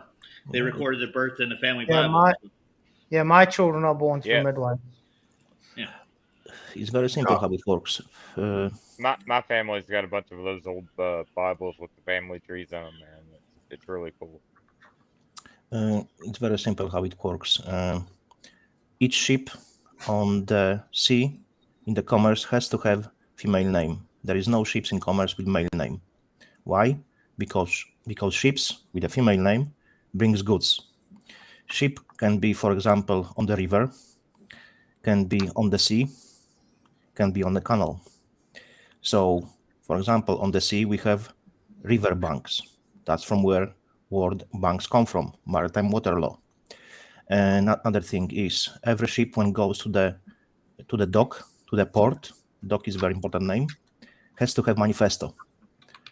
All the personnel on board, below, all the treasures, everything. Brings manifesto to dock. What happens when mother is going to give a birth? You say manifesto, do you mean inventory? Yes, exactly, inventory, manifesto, in the wording of the maritime law. So when mother is going to give a birth, what we say? Water broke, right? Maritime water. What mother is going to do? She's going to deliver a baby. Where? In the delivery room. Why? Because she brings to this world the thing which is bringing the money. And through where child comes from? Birth canal. And then you get birth certificate. And who helps with the birth? Doctor. Right, and that birth certificate's a bill of lading. Yeah, the mother in birth, like a ship, delivered goods. Yes, and you are the goods who will paying taxes later because you are a corporation. You are not any longer consider as a man or woman, because wording it's important. Sir, sir, madam, and so on. It's all military titles. It's not like a personal. It's military title. That's why it's maritime water. I like the term manifesto. It's yeah. Yeah, She manifesto. manifests you. Yeah. Yeah. You're the property of the state or the Exactly. That's why parents do not have rights. Word of magic, yeah. That's why parents do not have rights to their children. That's why you have CPS and so on. You can get this book on Amazon for like $12. Yeah. And just even in the first couple of pages, it'll have you engrossed because you never had any idea of the word magic that is being used on you continuously every day. You even use it and don't even realize it. Yeah. That's what's so crazy. When you have the birth certificate and the parents sign it, they cede the rights to the children to the government. Here, right, this is crazy, Ganesh. This is crazy. I just flipped it open, and right here it came to, remember, your birth certificate is a stock certificate of a corporation. Because of this, it works similar to a stock of a company. When you buy a stock of a company, you have an interest in that company. They did not call it a birth certificate for no reason. Like any stock certificate that is associated with trust and has your legal name on it, you are the beneficial owner of the trust. Keep in mind that the beneficial owner is not the same as the legal owner. The person who holds the beneficial interest in the property on that trust or the beneficial owner, for the beneficial owner. However, the beneficial owner has the right to receive interest generated by the trust. Yep. Is that the first or second edition? Each of us. Is that the first or second edition? Second edition. Okay. Yeah. I don't think I'm ordering it right now. Nice. Vlad said something in the comments. He said something that they were always told as Navy divers that the water is the womb, and we are always comforted in the water. I thought that's kind of interesting. Yeah. And each of us, with the birth certificate, we have attached to it a bank account. You can believe me or not, but each of us is worth millions. Your social security number is actually part of the routing number to it. I don't like the New Deal at all.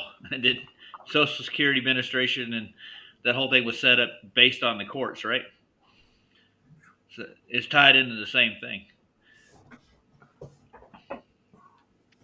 If that doesn't work, bring in the old DeWalt hammer and take care of business. There you go.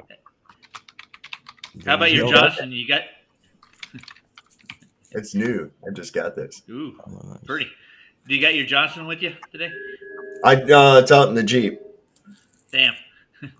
We actually had to use it. I couldn't stand watching this old man trying to figure out the pitch of what he was doing. I said, here, just take this and lay it on there, and whatever comes up on that number, subtract it from 90, and that's what you got to cut your rafter. Okay, just do that.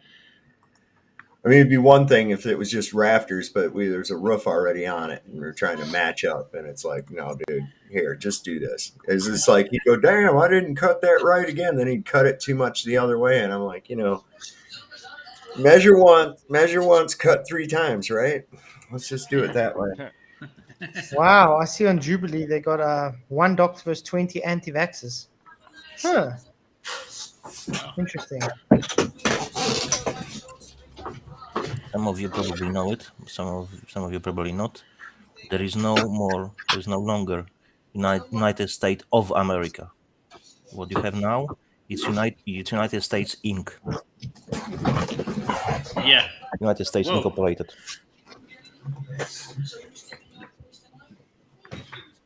Nice flex.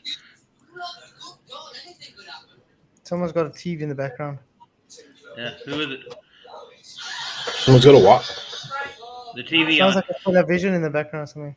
Oh, that's me. Sorry, I didn't realize. It's showing I'm on mute. What the hell's going on?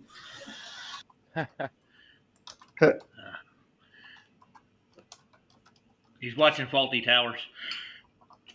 Seaman Staines and Captain Pugwash.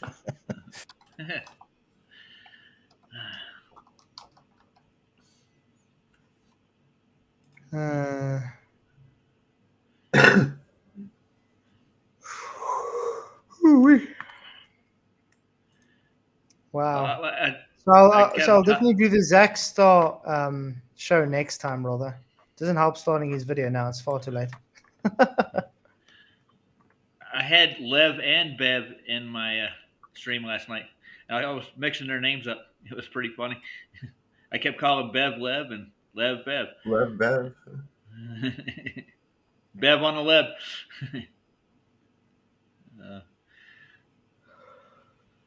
Oh, okay. Cubby Bear came in, helped me out with them. It was fun. Okay. Assume at this point, majority of us scattered here do not have any longer TV. I don't watch TV. Yeah. Yeah.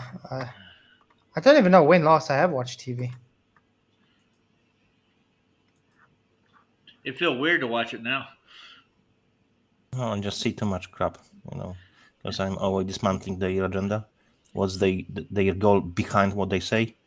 I can't really enjoy it. Even if when I watch films, it's the same. I can't really enjoy films any longer. It's like I see it everywhere, just bringing this LGBTQ crap and so on. Even the old films, always bringing lesbians and the gays and so on, just to make it normal.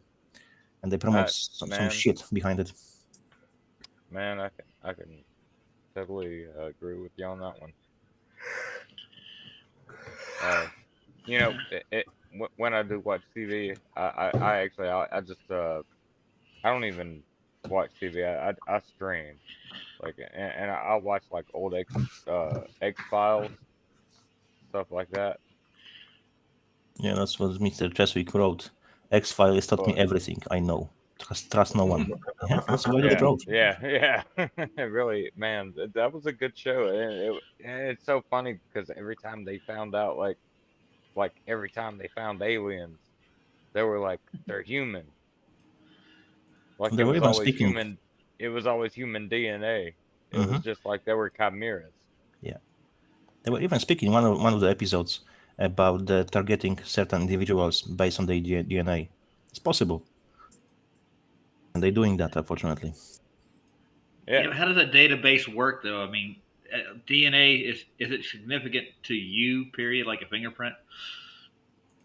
Yeah, you are like an antenna. Everyone has own frequency, so if they tap into this frequency, they can do whatever they want with your body. I would kind of almost agree with that. I don't know that it's 100% correct, but I mean that does sound like it would make more sense. But if you really want to dig into it, check on the Odyssey, Sabrina Davis Wallace. She was part of the family of the Rothschild or Rockefeller's family. She was victim of the MK Ultra, but she's incredibly intelligent. If you listen to her, probably you won't even understand half of what she's talking about. Then you would need to really dig into definitions of the words to understand what she's talking about. But she's very knowledgeable, and she says openly, "We are hackable animals."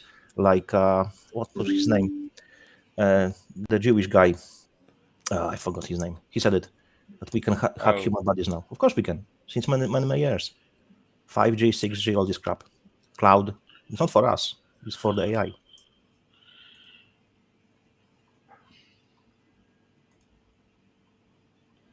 Hell yeah.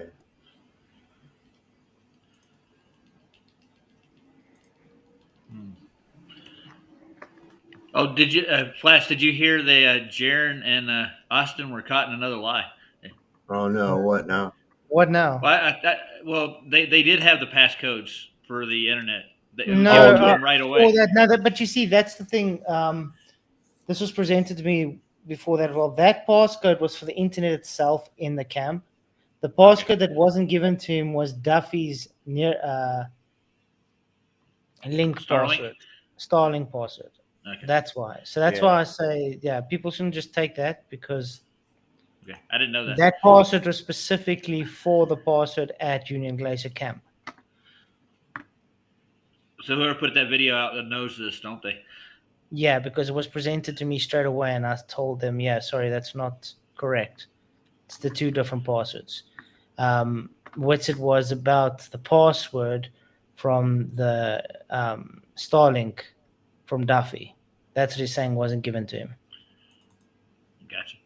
So if they have internet there, couldn't you use any other server? No, but their internet there is not stable enough to stream and stuff anyway. It's just used for like doing little calls to home or emails and stuff like that. Gotcha. Yeah. I'm just Maybe there's disappointed in another- both of those guys. Yeah. They didn't know what they were getting into for half of it, I'm pretty sure. The other half, I'm pretty sure they knew about ahead of time. Yeah, I think they did, man. I mean, at this point, I mean, because I've really thought about it and contemplated, like you know, I've sat down for like a while and just thought about both of them because, you know, I've met Austin before, and I thought he was just like a really cool guy, you know. I've talked to Darren a bunch over the years, just calling into his show, but for them to flip and like show their true colors like they've done like here recently, man, I just I've actually called him right behind you, dude. I feel like I've been you probably have, yeah, Roger, you have. Yep. But man, I just feel like it was like they were like trying to deceive people so much, and oh man, it's just like I've followed these guys for years.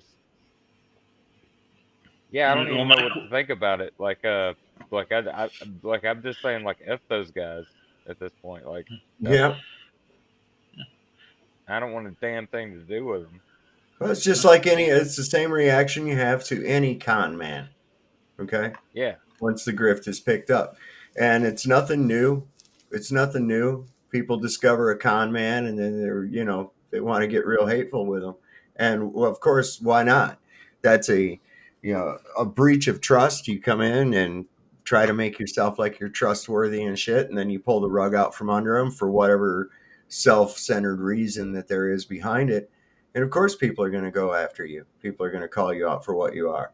This is why you have to change their grip. Also, I mean, you feel like you feel like you're friends with them. You know, well, after that's many what years. I mean by that false sense of familiarity too. That happens. Yeah. Oh, that's how shielding works, isn't it? You befriend somebody, welcome them in, warm That's embrace. how sales works. It's how sales work. Salesman will be trying to sell you some shit, and then he gets on a first name basis with you. He rides in the car with you, tells you stories about his family as related to you and your family and all this other shit, trying to build that false sense of familiarity so that you'll go ahead and fork over the money or whatever else through this false sense of trust. Yeah. It's a sales technique, nothing more.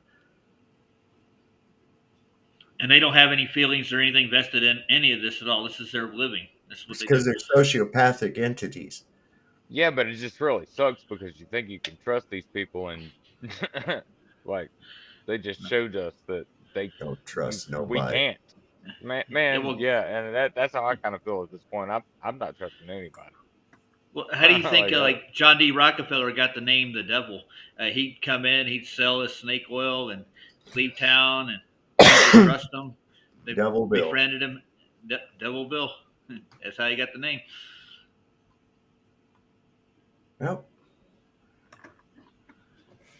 It's you got to gain the confidence of your target, and that's what they do on a daily basis.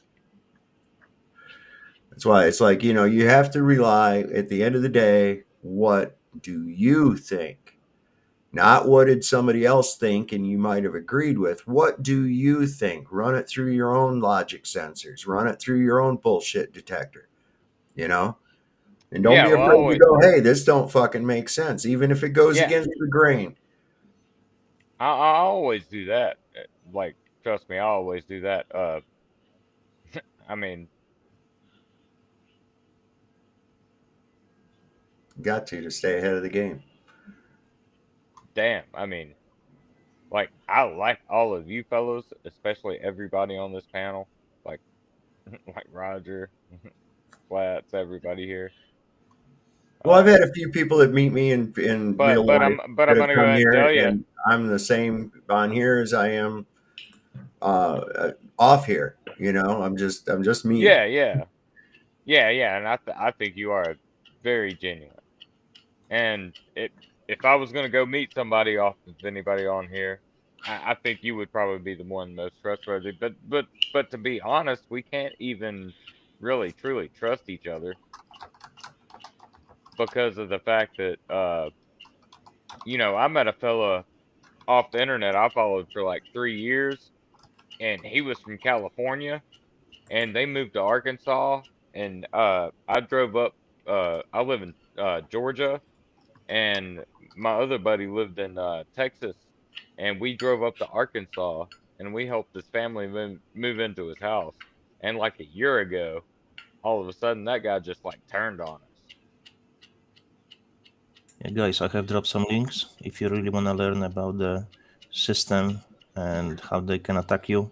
If you are getting too prominent, too recognizable, they can attack you from the Wi-Fi, for example, and change your DNA. They can even cure your freaking diseases wirelessly. So you might think it's just science fiction. It's freaking not since 20 years. So just check some of the videos and try to debunk them. I challenge you. I posted a few links. I just want to say, so far, Mr. Danny Faulkner is just ignoring all of our comments, guys. Nice. At least they're Almost still nice. up, right? Yeah, it's still up. It's still showing. He's just ignoring it. Yeah, he's going to ignore it because he knows he's wrong. I mean, how can anybody write a book about, quote, refuting the claims of the flat Earth and then fail to mention Einstein in the section that he wrote on gravity? I mean, what kind of idiot would do that? Yeah, I was going to say something to Matt. The first thing that come out of my mouth would be, trust me. I would do the exact opposite. Nobody here asks you to trust us. Just judge us by what we put out, No, and that's what I do, man. I think I trust all you guys. I mean, I'm just saying, like, I've been let down by people I've met in person and helped out, gave an extra hand to, and all of a sudden they just didn't appreciate it anymore. Well, you judge people by their fruits, right? Yeah. Mm-hmm.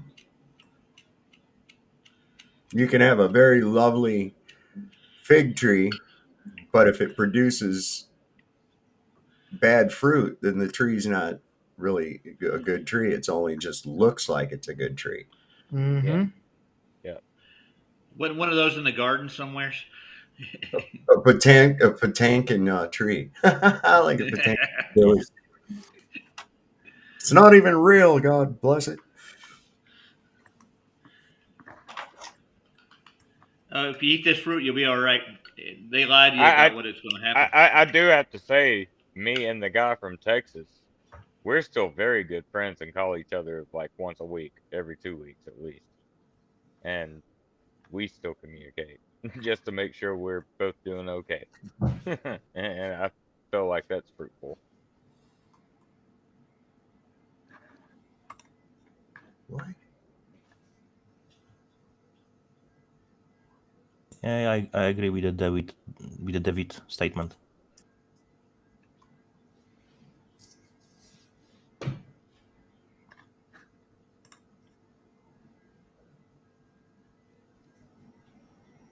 That's crazy. Where do you get that times 4? Oh, I got a. I just saw a thing. A guy is a vegan. He accidentally ate a real meat burger. And he's like, "Oh, this is the best burger I've ever eaten." Love it, yeah. And then the guy tells him, "Well, it's not vegan." What do you mean it's not vegan? Yeah, cow was eating grass all the time. I don't think anybody's born in this world vegan. I don't think that when I was a kid, they had meat, and I think that that's a choice that they make later on. This is murderers dominate dominion over animals, and they're hurting the earth by eating animals. Well, I only eat plant-based meat. Yeah. The animal ate some plants and became meat. That works out. Yeah. But I also say that chocolate is salad because it comes from a plant. So, You know, don't go by my pyramid. I have an octahedron. I have the food octahedron. Seafood diet. I see food and I eat it. Yeah. I think they like to take they the like light to make out. strife The out of lights it. come on, eat. I hear that vegans like to make people mad more than anything else. The funny is that the vegan are protesting. Okay, go on. Oh, I try to stay away from like pork and like lobster and shrimp and stuff like that. But man, if I see some crawfish. Well, I had somebody ask me. They said, "Well, how do you know somebody? How do you know somebody's a vegan?" I said, "Oh, don't worry, they'll tell you." Oh yeah, yeah. That is so true. Yeah, Yeah, to be they'll honest, tell you. it's the same related to the firefighters. They will always tell you they are firefighters. It's the same stuff. Yep. I was saying before that it's always funny for me when vegans are protesting near the KFC or McDonald's, whatever, saying, "Oh, you're just killing chickens, you're eating chickens." Man, it's like a freaking maybe 5% of the meat. What are you talking about? Next to nothing. What?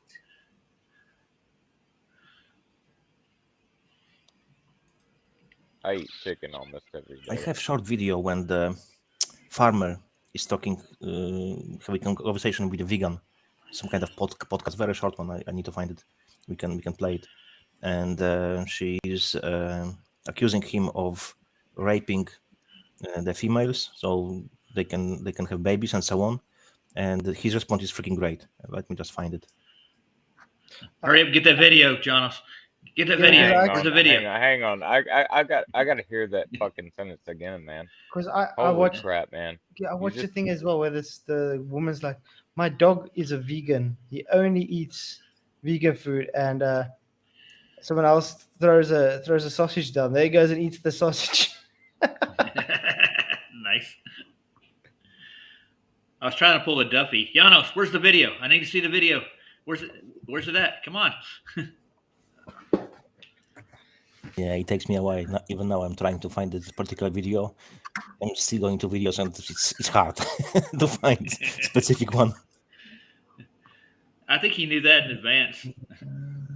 Oh, yeah, man. I don't even. Oh, maybe I'm not sure. Probably he wasn't aware of my channel. So I don't know. Maybe he did. Maybe he didn't. I just couldn't find it. Straight away. Just 34,000 videos, man.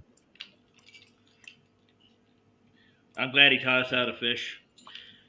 I needed to know. Hey, what's up? Hey, how's it going? Good. What's up, brother?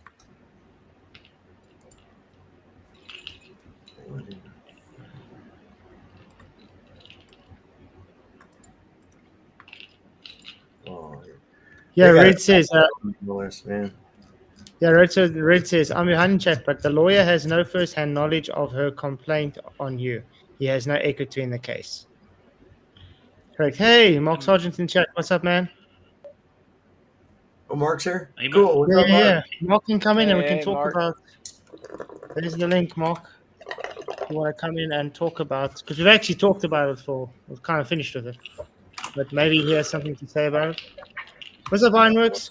I'm not. Hey, family, what's good, man? What's happening? I don't know if you can hear me. Hey, Ironworks, bro. All right, good to see you guys. I just wanted to let you guys know that Mark was here and just let him know. I'm not gonna. Chat. Yeah, I'm gonna mosey myself out and just listen to you guys. See what he has to say. Because it'd be Yep. interesting to take his take on it. LJ, Totally. what's up, man? Is mortgaging a house better than keeping on renting? I don't know. It's a difficult one because it depends.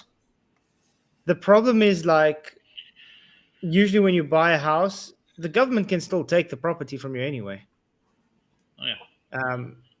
But when you rent, you are bound by the contract with the rent with the who you're renting to. So we rent at the moment. Actually, to me, I think it's better because you're also not bound by a certain place. You can always just move.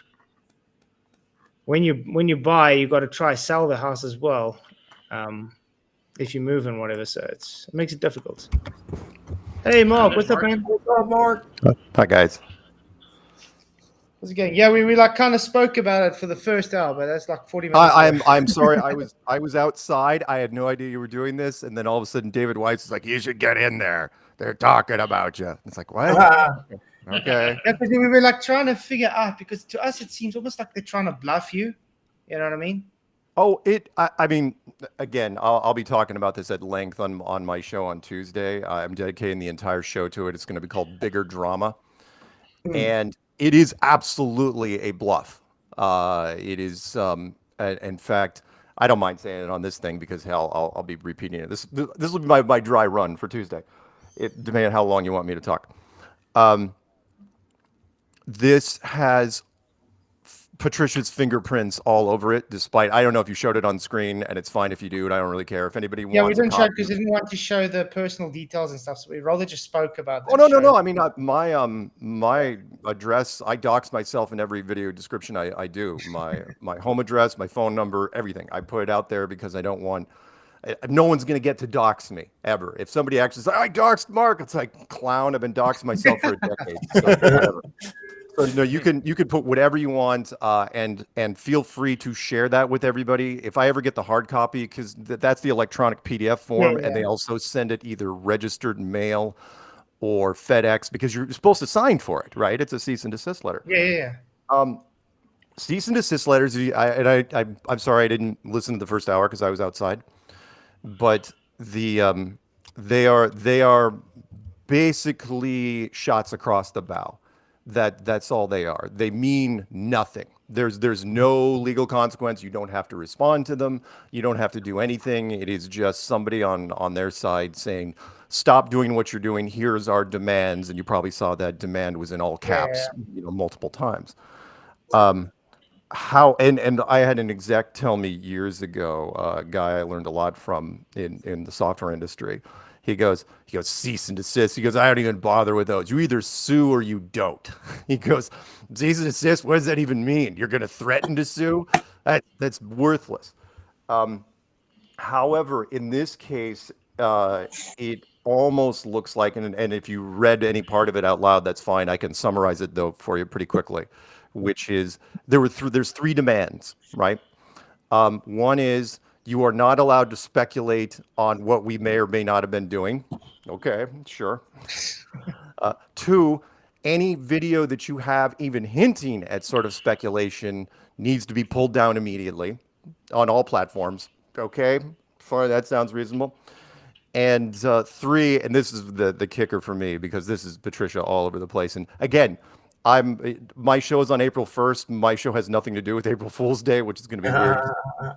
But I mean, it's just Tuesday. It just happened to fall on April 1st. But you can see the letter was dated, April 27th or something like that. The third one was the kicker, which is only Patricia would come up with this, which is, in addition, after you do those first 2 things, you make a full-blown retraction apology video and put it on your channel forever, in perpetuity, on all platforms. It's like, what? It's like perpetuity. A forced apology. It's like, does anyone is that even been done? 1, you can't, how do you even qualify an apology? 2, leave it up on your channel forever. Come on, like a warning sign. It's like, Mark's pride died here. No, this is absolute. It's a bluff on multiple levels. I mean, yeah, she probably spent, $1,000 to get the 3 people, and I don't know if you talked about the other 2 people involved. I'm not going to. Paul on the plane and Robertson. Yeah. No, but I mean, I wasn't the only one that received the letter. Oh, okay. I didn't know that though. Yeah, there's 2 other people. There's 2 other people involved, and if they're in chat, feel free to out yourselves. I'm not going to out you, but you can probably guess who they are. And what you're asking for here, think about this, the logistics of it, right? You're filing, you're thinking of doing a defamation suit against 3 different people from 3 different people. It's like, okay, how does that start exactly? Because you're not going to do them simultaneously because you have the same witnesses. And in addition, okay, so you're not going to do them simultaneously. Who do you start with, right? And I'm going to just beg them. It's like, pick me, pick me. It's almost like I've waited my entire life to sit, and I've never sat in a witness stand and been cross-examined. in front of a jury. I've seen, you've seen it so many times on television and movies over the decades. And it's like, I would so love to do that because I know who I'm up against in this case. And it's like, you guys do not have the goods to even defamation, meaning I defamed them in some way. I took away from their status, their value. And it's like, you automatically did that when you left the community entirely and did nothing, when you burned down your channels. And in Paul's case, he was out for 4 years. So what are we talking about here? So yeah, it's an absolute bluff. It is the logistic. I mean, the money. Oh my God, the money involved. We're talking low six figures for each case. So who's ponying up for this, by the way, in case you guys are out there listening? Yeah, to this. I was wondering that same thing. Where's the money coming from? Yeah, well, that's just it. You wouldn't do it. It's like because Robbie does not have the money to pony this up. Paul absolutely doesn't have the money to pony this up. Patricia might, but what's she going to get out of it in the end? So if all of a sudden, again, if you try to do, sorry, what? Well, how's Patricia actually getting a financial strain if she's got more assets after she's left the flat Earth? That doesn't really make sense, though.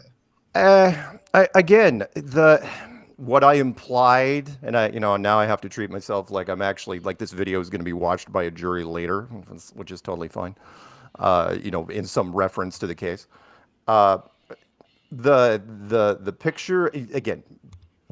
Did Patricia buy the high-end Mercedes with money that she may or may not have had at the time, before she left Flat Earth? Don't know.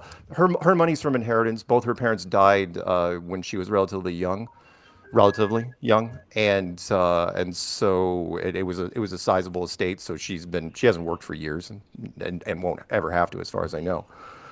But the car, what I've been trying to imply to people is the car was a really bad look, which is you don't buy a really high-end Mercedes 4 weeks before you leave Flat Earth. You just don't, because I don't care where the money came from. It's a bad look. Nobody in the truth community is going to look at that. It's like, well, probably doesn't mean a damn thing. I mean, you put a shiny red bow on it.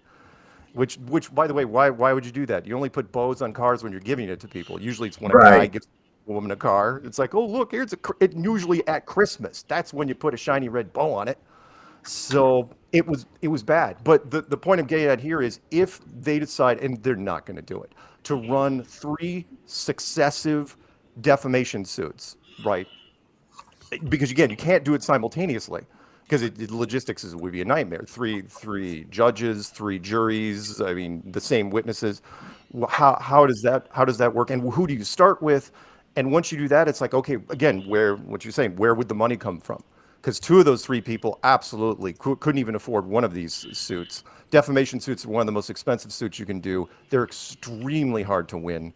Because you have to prove intent, you have to prove malicious intent. Yeah. That I was going out of my way to destroy her. And I have said multiple times during interviews, I just said, look, I still consider, up until very recently, these people were my friends.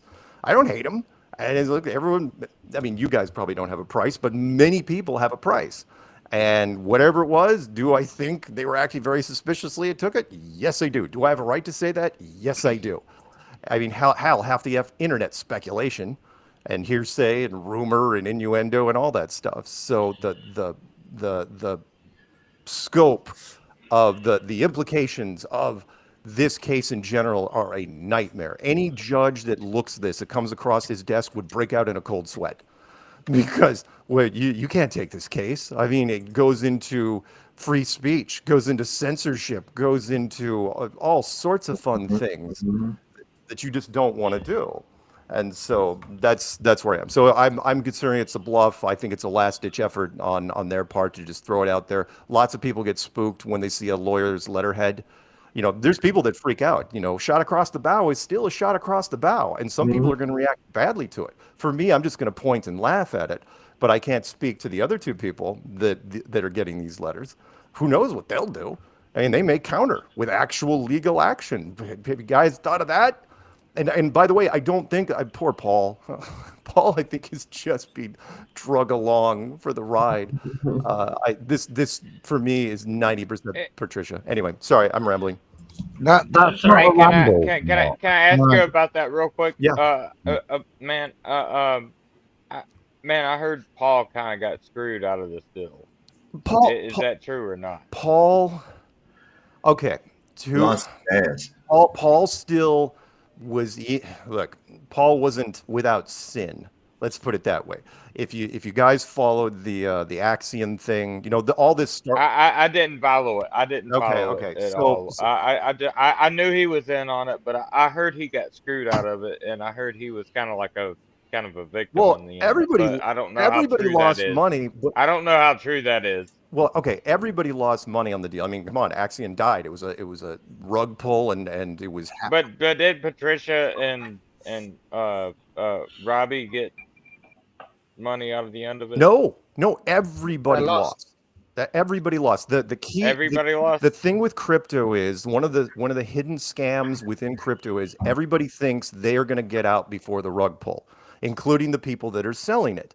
And in this case, you guys ever want archives? We downloaded everything before they pulled the channel very recently, which was they sold a crypto called Axion, AXION, and they sold it from summer of 20 to late spring of 2021. He was hacked immediately, quote unquote hacked. It was taken to zero multiple times. And when the episode, and I could send you the link. The episode that their last video, because they made videos, on this YouTube channel called Axion Today, and the last one, Robbie was having a freaking meltdown because he realized it was over. It was like they had to walk away, and they walked away from the channel, never to look back, and which was dumb because they left it up for 3 years up until recently. And then once we started posting that channel on Facebook, it was gone in 12 hours, erased. No, never to be seen again. That's okay. By that time, we had grabbed everything from it. Paul, and again, it was the three of them. The three people, by the way. If you wonder where the collusion is and why there's only three people listed, Patricia Steer, Robbie Davidson, and Paul Lindbergh, on this thing, it's because they were the only three people that were part of the Axion Today crypto channel. They were the only ones. And so, okay, and they were the ones. Why this is happening is so I did episode. Weiss got in on it for a minute, but then he jumped out real quick. I think he was only in there for like 3 weeks. David doesn't mind telling people. I'm not going to tell you how much he lost, but David tried to get in on it. He tried to invest. Why not? He was getting recommendations from Robbie. Robbie's like, oh yeah, how many times we heard this? It's a sure thing. Bet on that horse. It's gonna win. And then you get roasted. And then what the hell happened after that? But they so they did that, and they got out in 2021. And that was it. And then nothing happened. And then Patricia gets back into Flat Earth last June, first week of June, 24. Runs with, does Strange World with me for up until episode 500, which was 6 weeks ago on Tuesday. And then episode, never had a doubt. She was absolutely fine, except she kept defending Jaron when he got back from Antarctica. Right. And it's like, that's kind of odd. Right. But it's like, what? It's again, I'm not going to go to the worst case scenario. It's not then like again, a lot of people, when they were coming back, were defending. I was too. I was going, Jaron's upset. I get it. He'll be fine. He'll be fine. I gave him every benefit of the doubt right up until the point that he said that all of a sudden made a video. It's like, oh yeah, SpaceX is absolutely legit and proves the globe. It's like, okay, sure. And then at that point, and then right afterwards, so I do episode 500 with Patricia. Absolutely went flawlessly. She was perfect throughout. I mean, not a hint of anything. Energy levels were through the roof. It was great. A few days later, I got an inside tip that she and Robbie were going to leave, just flip. I'm going, and I didn't say anything. I was like, okay, I'll believe it when I see it. I hear, you hear rumors like this before. And then sure enough, Friday, she sends a group statement. Supposedly meant for me, but she signed her full name and she sent it to DJ and Robbie Davidson. So that was on a Friday. She left. Saturday, Robbie Davidson posts the now famous headstone in the snow. which he cut and pasted directly from Patricia's email, which is like, okay, so these two are in on it together. And the tip that I had gotten was that beforehand was that Jaron was the one, he was bragging about it to somebody in back chat, saying that, oh yeah, he got these two to flip. It's like, what? So it means the three of them. And then Paul, poor Paul, he came out from like left field. It's like, Flat Earth's a cult, like out of nowhere. It's like, you haven't posted anything in years. Where's this coming from? And then people had to remind me. It's like, the three of them were involved in that crypto thing. And so the point of me saying that all of this seemed a bit suspicious, right? And it was extremely suspicious. I mean, she wrote the worst breakup letter in history. And then again, 5 weeks later, that same woman is threatening to sue, saying you can't say it's suspicious and you should never post anything saying it's suspicious. It's like, that's not how the internet works. I'm sorry to say, you can't do that because it absolutely is suspicious. So you're allowed to your personal opinion. The what? You say about whatever you want. You're suspicious unless you claim this person did this and did that. So if it's a suspicion, maybe that's the conspiracy between this person and that person. Just assumption. You can make assumptions. What are your thoughts though on some people saying that this whole cease and desist thing is just a way to try and make you look less shilly, as you can put it? Right. If that was the case, then I am a freaking good question. I am a genius and the greatest secret agent ever. If that's the case, killing my own co-host off the show after 9 months and then having her sue me. Oh, this is a brilliant idea. Are you kidding? No, of course. And again, if it was just me, that's one thing. But it's not. I don't even think I'm the main target. I think they're going after. There are 3 people or something. Yeah, I think they may be going after somebody that has an app that's got quite a few people involved. And, I was about to defend you there, Mark, until you came up with the best plotline ever. Kill my co-host. Brilliant. No, and I'm not kidding when I tell people, it's like, look, if my shill sticker doesn't start feeling a little bit looser now, I don't know what's going to do it. But I again, after 10 years, what I've been trying to people, I know there's some hardcore people in this room. I get that. More hardcore than me, right? And I had Karen as what I considered a hardcore co-host for years. What's hardcore? What do you mean by hardcore? Meaning a purist. Meaning flat Earth is integrity first, and she blew all that with me right off the bat. She flew off the handle because I'm sitting there trying to go, look, we're just looking at what we got back from this, and she lost her shit because we didn't just automatically trust Jaron. We didn't just automatically trust the bullshit. I know. Look, why would anyone? I was like, you are suspect from my book right from the beginning, man. I of course. But at the same time, I have said over the years, because I look for shills all the time, and I always thought, okay, it was. No, seriously, it was a running gag in the back channels of ours from people that go way back. It's like, okay, kind of like the garage band thing. It's like, who's going to take the money and go for broke? Who's going to, if somebody gets approached, how will we know? It's like, I said, well, they'll probably jump to 1 million subs and never look back and go off road. And it's like, and I stared. It's like, no, Eric DeBay hung out around 200,000. ODD was about 300,000, but he was in jail like 2 or 3 times during that whole thing. And then it's like, and so we never, after 9 years, we didn't even think about it. It's like, well, maybe it's never ever going to happen. Then the TFE thing happened, and it's like, what? And it came on so fast when it finally kicked off that we weren't prepared for it. So yeah, I mean, me defending Jaron, yeah, of course I was. It's like, it's not, why would I ever think that he flipped? He had done, year after year of all, just destroying, stuff on a regular basis. Especially, he specialized in going after the space programs. That was him. He and Bob, that was his thing. Mark. What? This would be the indictment at you, and I'm not having a day. No. And ticker tape parade, Patty said, and you didn't object to that. We all heard that, and you just said, why would I think when Jaron went? Why did he even go? That was one. for months we're calling that as an indictment. Now, I'm not.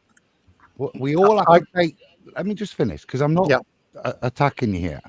I respect the position you take and the benefit you give, but there are some times where you put yourself in a position, if I'm being your mate, that you draw criticism on yourself like that, like the return show, where Patty is throwing shit. You were either complicit in that, or at some point you thought, it's not worth saying bollocks, ticky tape parade, Patty, like we all did. That's where, when we look at it, if I was going to critique you in any way, you're too nice a guy and you don't stand up at times when it's bloody obvious. Sometimes, and then you mitigate later. I gotcha, and it's tough for me because I can't do both. One of the things I do is I try to kill people with kindness, and for the most part, it has worked for me. You are right. Going back to one of your earlier points, Jaron shouldn't have gone, but I understood the logic, at least what they were saying back in the day, like when he and Austin were saying, well, if we don't go, who are they going to, who's going to go? They're going to pick somebody, and maybe whoever that somebody is, just somebody out of the blue. It doesn't even make any content. So why shouldn't we go? Now, in hindsight, because I've had to backtrack, and again, a little surprised by the way that Jaron isn't on this little cease and desist thing, but I know why they can't lump him in with that group, because, for a whole other thing we probably don't want to talk about here, because you do not want to bring Jaron into court. It would be bad, super, super bad. But what we kind of figured out was he seemed good all the way up until about June or July of last year, and then his thumbnails started getting weird, and his last official debate was August, and then he went off road before he went down there, which was he made that statement, you guys already know it, which is, it's like, well, if I go down there and see the sun, he goes, I'm going to have to revisit everything I ever thought about the AE map. And people are like, what are you talking about? You haven't even gone down there yet. You're still quite a ways off from going down. Why would you say that? And I was like, wow, he probably just misspoke. He's not the most articulate guy in the world. Maybe that was just a flub, but he stood by that. And again, people are looking sideways. Why would I ever think that he would flip? Up until that point, seriously, who has flipped in 9 years? Up until that point, 10 years now, who has flipped? I never saw a single person go off and go back to where, oh no, Flat Earth is a cult, by the way, which was one of their talking points. Having Paul say it and Patricia say it and Robbie say it in like the same 2-week span, that's like, okay, that's not. Yeah, but it's their script though. These days. Yeah, but Mark, that's what it is. Yeah. Yeah, and also wasn't behind the curve a hint that he might do it again? Oh, you were in that too. That's right. Nice little jab there.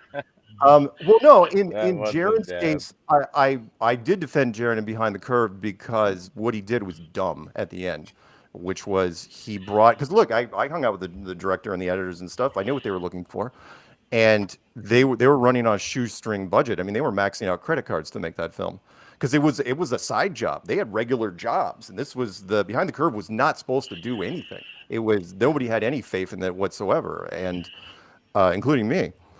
And when Jaron brought them up to the Bay Area to shoot the first laser test, and he melted the whatever aperture on the laser thing, and they had to go away, it's like, okay. And then he calls them back, and then he finally goes out later. Was it like 2 months after the movie was released?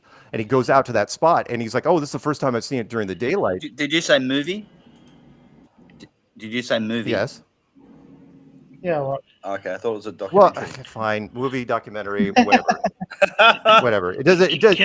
Either way, it's on Netflix. Half the people that write me about it call it a movie, and half the people call it a documentary. The thing that bothered me with Jaron's thing though was he made his quote unquote not experiment very like a dog's breakfast. You could see them cutting the holes with like a bread knife or something. Like you would want that to be as precise as possible. You know what I mean? It was bad. I agree. And I chastised him many times during interviews. I said, look, he really should have done this differently, and it did not help the case. it was good for the producers because they could end the movie on a funny note, and people got a good laugh out of it. It's like, okay, I get it. Same thing they did with me with the green button. You know, they showed it to me before it was even premiered, and I go, oh, I know exactly what you did there, because they found that one by accident. The green button was just when the camera was locked into thing as after we had walked out of frame and they had to focus on something. It's like, what if we just leave out the parts where Mark was like hitting all these things trying to get the thing to work, and leave out the part where he was hitting the green button like he wanted to break it, and it got a laugh. I get it, but at the same time, Mark, I didn't have any. Sorry, go ahead. Can I ask you a question right quick? Go ahead, What? Roger. No, go ahead. Go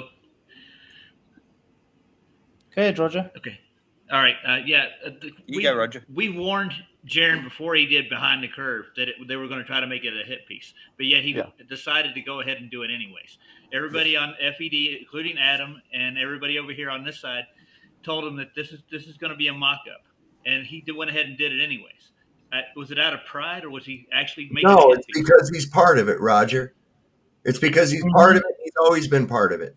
Yep. That's what I want to get Okay. to. All right. So can I address that last comment? It's a Jesuit long game, man. It really is. I know that many, if not all of you, won't believe me when I say this, but I don't believe the long game was involved with most of the people that we're talking about here. Meaning, did it take a year basically to get the TFE thing working? Yes, it did. And when they got it fairly quickly. When it came to Behind the Curve, is like, look, we didn't know what the hell we were doing. It's like I will yell this from the rooftops. It's like it's not that all media is good media, but even the saying is even bad press is free. Which means that, if you can get out there and get your message across, which is why I did the commercial. I've said this in I don't know how many interviews. Like, you want to tie me to a chair and throw pies at me? As long as I'm wearing a Flat Earth shirt and I get to say the words I want to say, I'm doing it. Why the hell wouldn't I? Which is the difference between me and what I consider to be the hardcore purists, which is like, nope, you shouldn't do that interview at all. You shouldn't do this at all. It's like, okay, well, then we won't get that sort of media exposure. Say what you want about Behind the Curve. Yes, was it a hit piece? You bet it was. But at the same time, it generated massive amounts of interest, and it's still paying dividends to this day. It is now taught in classrooms in just about every subject you can think of. It is on the syllabus as part of the alternative thinking thing. And every time I do it, I get kids that will message me after the fact, because I'm easy to find online, and they'll say, can you tell me more about this? Or, would you be willing to talk to this class about it? And it's like, yeah, of course I will. But I get it. But it makes like the commercial, it makes Flat Earth look stupid. So neutrals see that and they go, oh yeah, I thought Flat Earth was stupid. That confirms it. Were we ever going to convert those people to begin with? I don't like I try to say when I talk to whatever producer, I go, I don't care what the host thinks. I said neutrals. I didn't say total zombies who are NPCs. That the neutrals completely went in a different way. There's an old saying, which is, it doesn't matter whether you love a topic or you hate a topic as long as you're talking about it. Even if you're attacking Flat Earth, you will get a whole bunch of interest around it. I've run into so many people, which is why like politics. How many positive politician commercials do you see? It's always negative. Can I say something really quick? Who is it? It's NWO Slayer. My bad. I'll be very quick. Yeah. I just on that topic, I'm just curious. Like, what do you think about because I think it's crucial to, if you're gonna say something, at least like think you're right, But some people, like, I don't know, there's a lot of disinformation in the Flat Earth, I would say.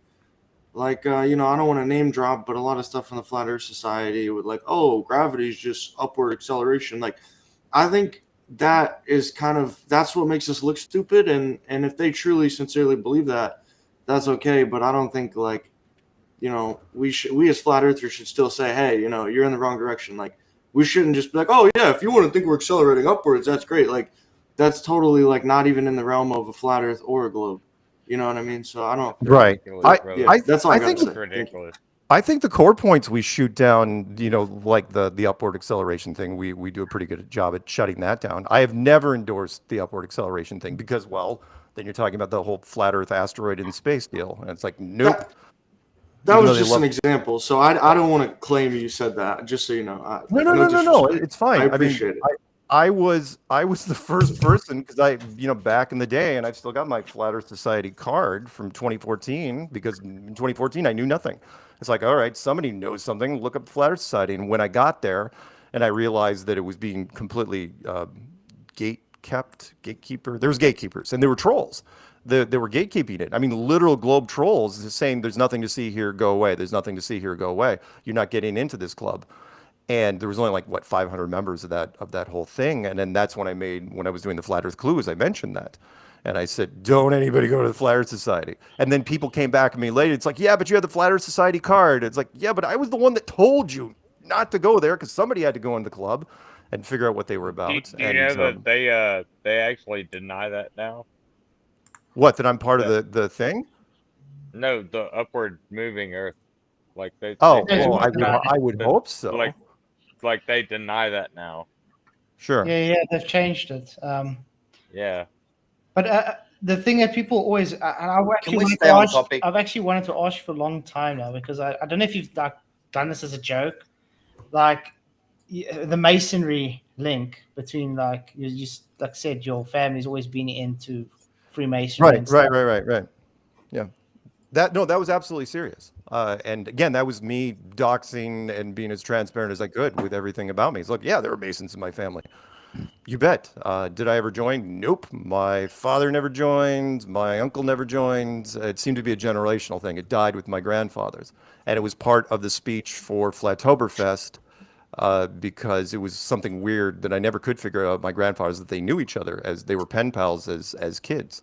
And they lived next to each other. And then both their firstborn kids ended up meeting and getting married and nobody knew about it. And they took it with them to their graves. I thought that was odd. But as far as the Mason thing, no, I've never been shy. Look, there's Masons in my family, and the hat that I brought was that I raffled it off at Flattoberfest. Here, anyone want the hat? I don't want it. It was his 32nd degree hat from my mother's side, and again, little ironic that we were doing that at the Shriners Hall, because they were one of the only people that would let us do a convention without wearing masks, because we were still doing American conferences even during the pandemic, but we couldn't do them almost everywhere because they wanted everyone to wear masks.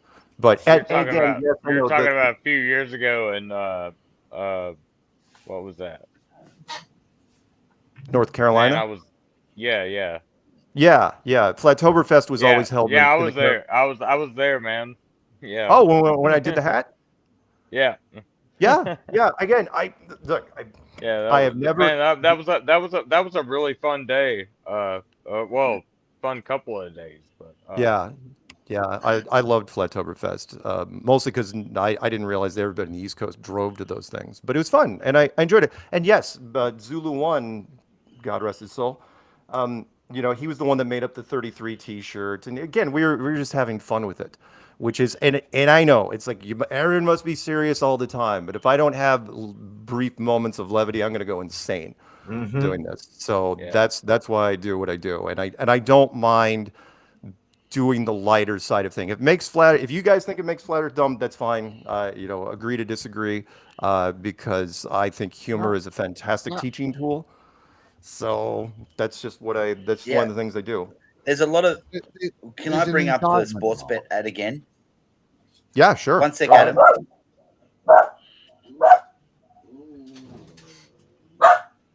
Go ahead, Luca. Whose dog is that? It's Anthony's dog. I just want to go back to the sports bet ad. Like, did you approve that script? Like, see, it's one thing to promote, but there's it's a straw man of Flat Earth, that ad. Again, Would you agree? Would you agree you straw manned it? I gave them suggestions for the script. The script was very short.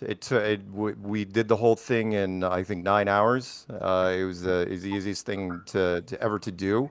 The only reason I was part of it, again, there's some hidden things which people don't get, and I try to tell them what I can, which was, and I know some of you are going to say that, oh, that's BS, but when I looked at the call sheet, because it was part of a campaign called Foolproof, which was the app is so easy to use, even these knuckleheads can use it.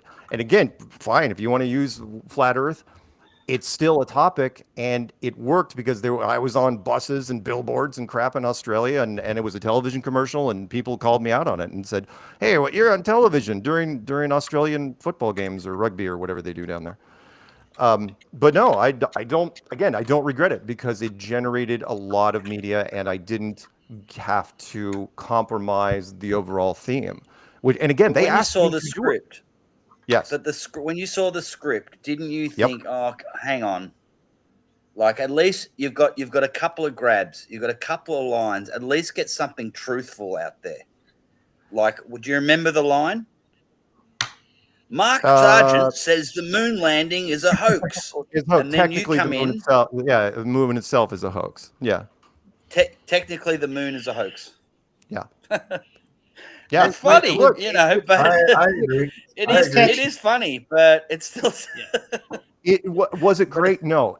If they would have gone so far out of bounds, I wouldn't have done it. But the script that I read, it's like, but to be fair, when I was there and I risked it at one point, they asked me to do a second version where I winked and said, just kidding, the world is a globe. And I said, nope, can't do it. And again, I'm in front of the camera. We got the whole crew pointing at me, and it's like, can you say this? And they sprung that on me at last minute, and I said, no, I won't. I go, are you kidding? If that, I say that, and that's it. I might as well just pack it in and kill my channel as soon as I do that. And I didn't. So hey, great. But you guys wouldn't have known that. That's the difference, isn't it? So if you'd have done that on a advert, and I know you've earned $100,000, I've got no beef with you, bro. Okay, and this is the trouble that and you are the big man. Okay, so and this is the trouble with the critique of you. It's this level. Why didn't you say this? Why no? You've heard from the purists, as you've referred to it. Sure. It's why when, and just to get it back on track, it's why when Jaren went, you didn't say with your firm and loud voice, whatever you do, whatever you come back with, it's an affirming the consequent. And when he came back, you didn't point out that point then, and you rolled along with Patty with the ticker tape. That's the indictment to you as part of the community. Okay, you've got to earn a book, and if you have to say, but it's a ball, really, and you feed your family on that, and I know that's Mark. So you can say that, pal, and I would never indict you. But the critique is, the world we live in really is this small, petty little world, and your words mean things, and your actions mean things. And they garner response videos from chumps like us, and that's where it's disappointing. I got you, and I am sorry that I didn't pick up on the. I try to give people the benefit of the doubt, and I didn't. I honestly, when Jaren came back, and I told people, I go, until he flips, he hasn't. Something my dad always said, until they've turned, they haven't. He was talking about people making like a left turn on a road with the blinkers on and they don't turn. But in Jared's case, it was like, well, he hasn't gone so far off the deep end that he's not coming back. And then he did. And I'm like, crap, Yeah, not first. And you're right. Should he have not gone down? Yeah. What is your position with Jaren now? Do you not speak? I'm assuming you don't speak to him. Jaren? Oh God, no. Not now. Can't. Mark, the last thing we spoke on Skype, I said to you, like, whatever you do not side with Jaren and Austin right now, because you do not know what happened down there. Right. And I said I thought that they probably did go because they needed snow, and they may have even gone to that base camp. But the scenery looked all computerized to me. That was my view. And then you said a couple of things back and forth, and I said, like, don't side with them because you're going to go down with them if this goes sour, and it clearly has gone sour. Oh yeah. And to your point of why I haven't talked to Jaron, I'll be as blunt as I can here. Why would I talk to him? Why would I believe anything that he said at this point ever moving forward? Even exactly if what I think happened has happened, then he will never be able to confide in anyone ever, and I would imagine he'll kill his channel here pretty soon because I'm surprised he hasn't nuked it. But my question to you is, like, you blocked me because of that, and it was just literally straightforward, no bullshit. Blocked you? Yeah, I don't you think I blocked blocked me. you. You blocked me on Skype, and I was going to ask I did you. not. Did I? You did, and I was going to ask you, do you still hold the same position that you did when you blocked me? Because it turned out that Jaron and Austin are toxic, wrong, sour, whatever word you want to use. I were right, and you did block me for it, and I'm like, oh, come on. I didn't actually block you. I may have not responded to you. Nah, you've blocked me, dude. No. Well, okay, no. I don't hold the same. No, of course I do. And by the way, I am sorry. You were right in this case. Do not look. In this case, you were right. I bet on the wrong horse in this case, and I am sorry for that. Mark, no, I'm not.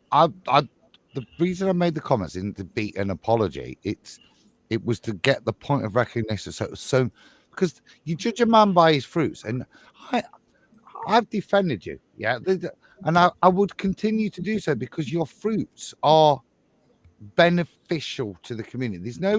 I've never looked at you and gone, he's got the wrong integrity, yeah. Something that there are many of us old schoolers that and watch them fall by the wayside as we do. Yeah. The most pertinent Paul on the plane, but that's not an accusation I bring at you. The point is, on this road of learning, look at shit. And the Jaron scenario is exactly that. And you admit it.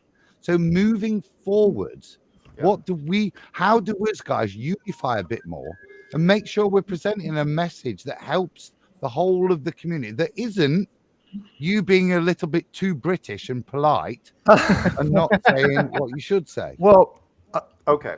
And point well made there, which is in my defense, to Anthony's saying again, Anthony, I am, believe me when I say this, I am sorry because denial is the most predictable human response. Never did I think after 9 years, just so you guys know, that this sort of operation would happen. Something changed.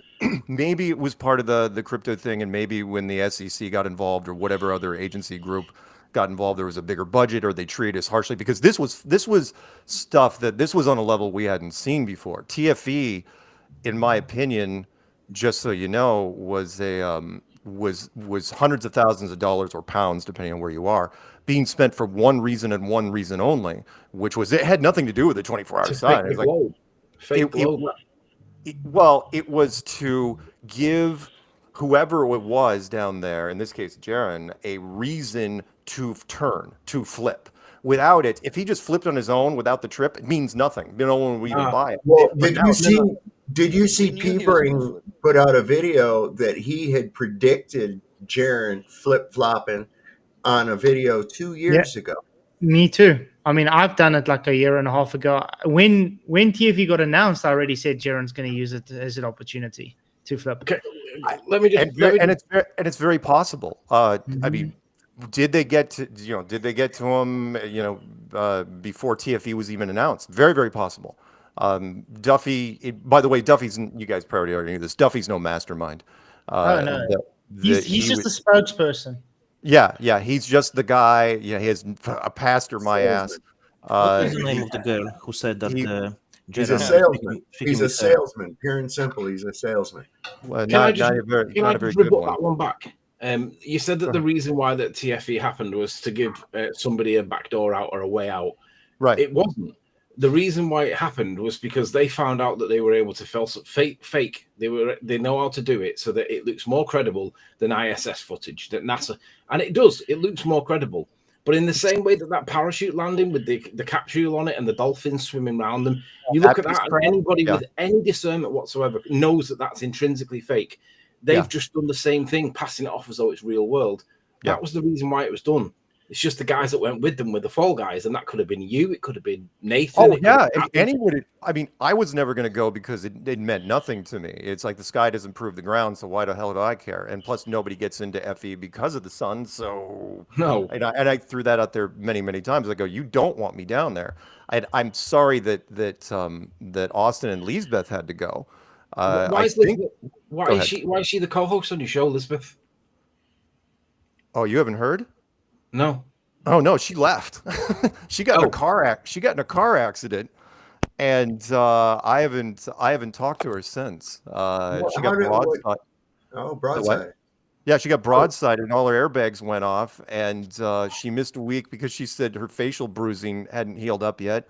And then she sent a thing saying that she, because of the car accident, she was getting some PTSD and stuff like that, which was really weird. Because again, on a Saturday, when we had chatted, could it have been a warning? It's very possible. I mean, that you know how just that popped goes. up in my spidey senses, man. I just No. that Why sounds like a warning wouldn't it to have me, been? man. You know how it goes. I mean, the television and movies do get it right sometimes, which is if you want to take somebody out, you can take somebody out. You want to scare them, you do something like that. Where forgive me. Let me re-ask. The question was, why was she the co-host? Not what happened to her since. Oh, she asked. She DJ. You know, the second Patricia left, we had a void, and DJ and Lisbeth had been talking about it at one point. And because she wanted to get more involved in the community, and DJ's like, hey, what do you think about Lisbeth? And I mean, within 6 hours after Patricia announcing she was out, we were like, oh yeah, let's bring her on. I didn't, she seemed nice enough. I had followed her groups on Club Deck and some of her Discord stuff, at a distance, and I went in there and kind of watched what they were doing. It's like, oh yeah. They seem like a good group, and sure. Well, why the hell not? I didn't know her very well, but it's like my understanding. Correct me if I'm wrong, but my understanding was that she's a McToon groupie. She's not on our side. She's not in the middle. She's on their side. Is that right, or have I got it wrong? On the globalist side? Yeah, I thought she was a McToon groupie. Good Lord, no. I hope not. I don't think so. Sorry for that, because I've got no. I don't. Again, the group, the Club Deck group or Clubhouse. Again, forgive me, I don't know all the different things. The Clubhouse group that she was tied to couldn't say enough about her. And she'd been in there for a while, and all those. They're. I mean, they're not as hardcore as you guys, but they're pretty good. And it's like she's one of their long-term members. So I had no. Again, I give people the benefit of the doubt. It's like, sure, come on. And she lasted 3 weeks, and then the car wreck thing happened. Right. What got me, and this might be two birds with one stone for you, which is what was interesting was right after she came on, McToon. Would you call him MC Toon or McToon? McToon, yeah. McCloud. Girly man. Yep. We don't call it whatever. Just call it. It doesn't matter. Just whatever pisses him off more. McToon. I don't know, because people keep saying different things. Either way, I hate him. Yeah.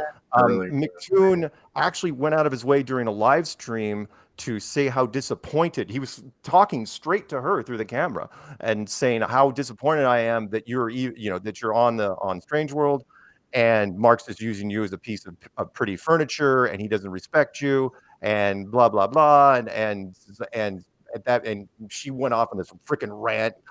She's feisty, and it's like, how dare you call me this sort of crap? I think it's difficult to be anything with McToon, to be honest. Other than slimy. Yeah, I don't trust him as far as I can throw him. And what I thought was interesting, because I've never seen this before, was after Antarctica, he shows up to one of our local meetups here in the States and showed up with his wife, and they stayed the duration. And most of the meetups, I mean, I don't know what you guys would do. I think Vlad said he'd beat the crap out of him, but in this case, everyone was drinking. It was like, whatever. But I could tell exactly what McToon was trying to do. which was he was trying to check the temperature of the room, which is okay. Did Antarctica change anything with this particular group? No, most of them weren't even talking about it. And why would they? Because at that point nobody knew anything. But that's why we think. But that's also why we think McToon is behind this whole thing, because I'm sure he got up with Duffy there, and that's when they started planning this thing. McToon is the brainchild. You know when people are gay and they're not out, they're in the closet because they're not ready to come out yet. All of the ball earthers, they're all in the closet when it comes to this topic, because they all want to go to these conferences or they want to meet other flat earthers. But why is it the case that when we don't do that back? Why don't we go to your convention type thing? Oh, because you don't have any. And even if you did have, we would not go. But they all want to go. They all want to be involved, but they just love to hate us. It's like a love-hate thing, and I don't understand it. Psychologically, it screws with my mind why they would be so interested. But my other question was, when it come to there's one picture of McToon, and he's stood with Duffy, and he's in what looks like a foyer of some kind. And then you put a picture next to him of what he looks like today, and it looks like he's like 2 years older today than what he was when that picture was taken. Have you seen that picture? And if not, can we get it on screen and see it? Yeah, let me show you. Because it looks like he's 6 months old. It looks like he's 2 years older, yeah. Yeah, it's 2 years for me. I've put it out there, and I'll put it out there again now, that if I ever recant on Flat Earth, it will be a clear indication that I have been threatened, coerced, or highly paid, but it's not likely to happen. So if I ever recant on it, you can just bet that I've been co-opted. Have you seen this picture, Mark? Zoom in a bit, Flatzoid. Okay, I'm looking. So the first one with Will Duffy, that looks like they're in Colorado together. If that's the case. No, this was Punta Arenas. What am I looking at? This was Punta Arenas. In the middle. And this was literally after they returned from Antarctica. Zoom into McToon a little bit if you can. I gotta fucking do it like this. I mean, this to me is like massive evidence for me, because it's like there's no way that this can be the same guy. What do you think about that, Mark? Even his hair, it's cut different. He's grey. He's full on grey almost around the side. Well, I will say this: it's not a good shot. I mean, he's got a couple different looks, but I can't tell. But how can your hair change? I'm terrible. So much I'm terrible at this 4 part. days? Even Duffy, even his hairstyle changed after 4 days. Yeah, he's receded a lot as well. He's got like high peaks either side there, and he's not got any receding on the other picture. This is the day after the return from from Union Glacier. This to me tells me that they didn't go at the same time. This is not happening when they say it did. It must have happened earlier, because that McToon's got like at least 18 months age on him there, and it's not taken at the same time. Maybe. Anyway, so maybe I got a question, gentlemen. If I go to Antarctica and I disprove what they did, that would put the cork back in the bottle? Is it too late for that? Oh no, you'd be shot if you tried coming back. Who was the name of that female explorer? Well, again, I couldn't have beat this drum louder before it happened, which was I didn't lose an ounce of sleep when they went down there, because it didn't mean it doesn't matter. It doesn't. It makes no freaking difference. What mattered to me more was what the people did when they got back. You know, like when Jaron had McToon on as his first guest, and it's like, and they seemed like they were best buddies, and it's like, what is happening? But you see, that's what I've been saying all this time. It doesn't matter if the sun was there or not. The thing that's been bothering me is all the deception based around it. You can't make any conclusions. You can't come to any logical conclusion based on the evidence that's been presented. None of us can trust it. Nobody believes it's true. Nobody believes it's real, but they insist it's real. So, like, it doesn't. We can't come to any conclusion about the evidence because the evidence is dirty. And I don't think if they do a documentary, which is going to be interesting, we'll see if they actually try to release it. You know, they'd be dumb if they didn't try. You know, the globalist side of it. It's like it'd be a dumb documentary, because you cannot explain this to you if you want to call them neutrals or globalists anyway. You can't explain most people don't even understand the 24-hour sun in any capacity. So having a documentary based around that, good luck. It's going to get no traction. It's like it's going to be a movie, though. It's a production. It's a Netflix show. It's if it makes it on Netflix, and by the way, that would be a dead giveaway because even Behind the Curve didn't go straight to Netflix. It had to go through the film festivals first. We did not have a pickup on it when it happened. And in fact, the producers were like, we're never getting into the film festivals. Next thing you know, they're calling me. It's like, can you fly out to this film festival? We don't have a rep. And it's like, and then they had, and even when I went out there to like the one I went to for them in Arkansas, they had a camera. They had a live cam on me the entire time that was set up by somebody that was tied to the film festival to make sure I didn't go completely off road and trash which I wouldn't have done anyway. Yeah, but if my observations I make while I'm down there contradict what they put out in their documentary, they won't want me to come back at all. They don't want me to. Well, there's that too. Of course. I just don't know if I would spend the money to do it, man.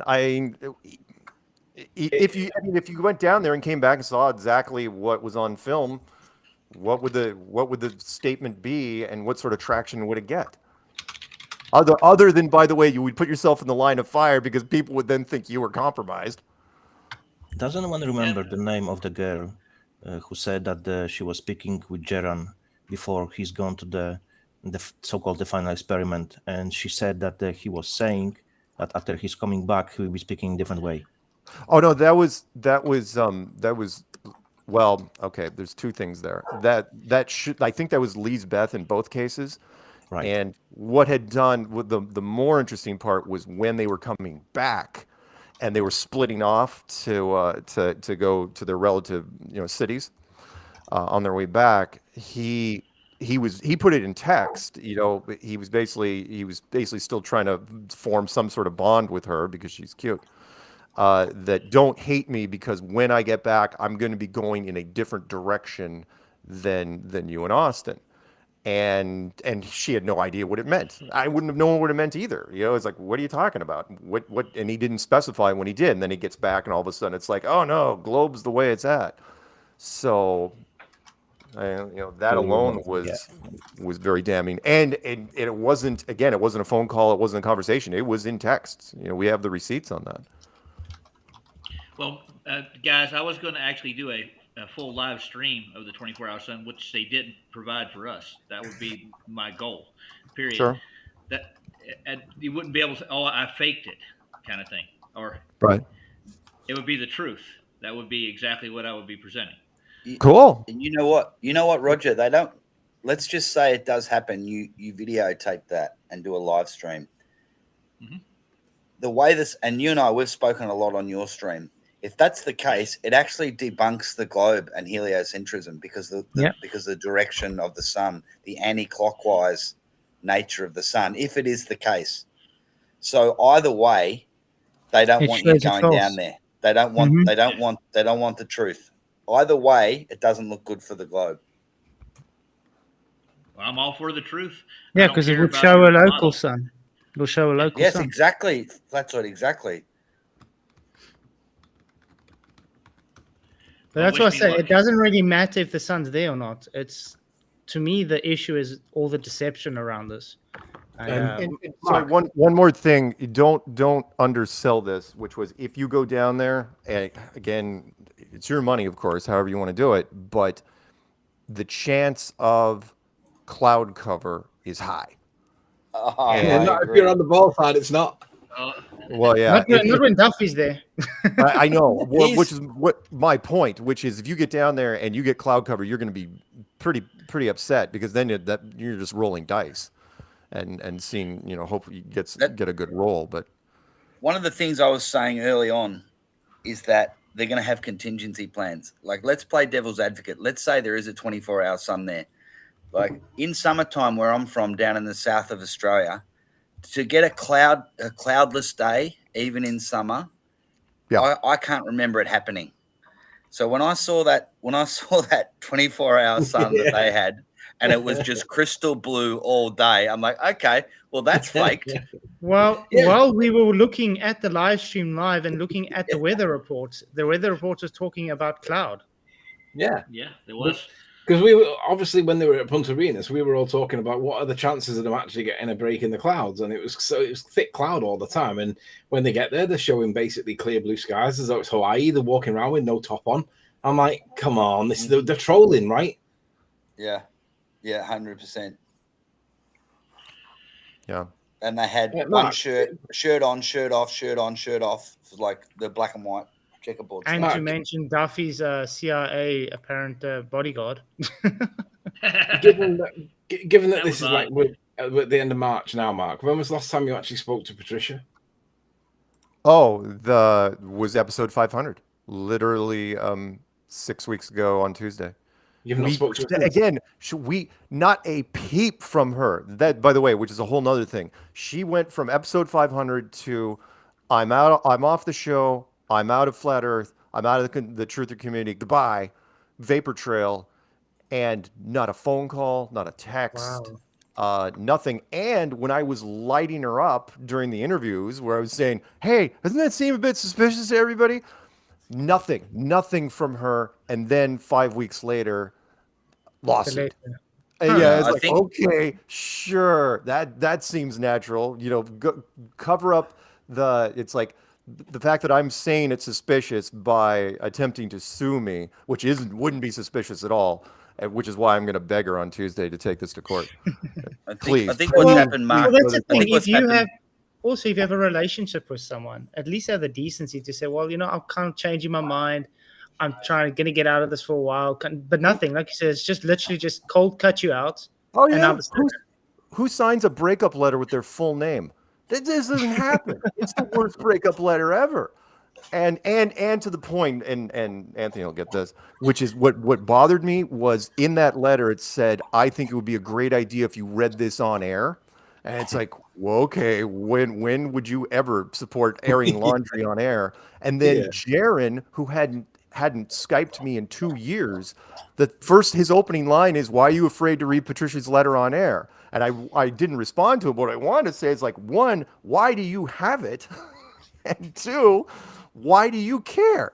Yeah. Right? They wanted the soundbite. It would be a brilliant soundbite that they could use and mash up into just about any way you saw possible. You could either turn it into a montage of her with my voice over the top of it, or you could do some creative editing and make it seem like I'm leaving.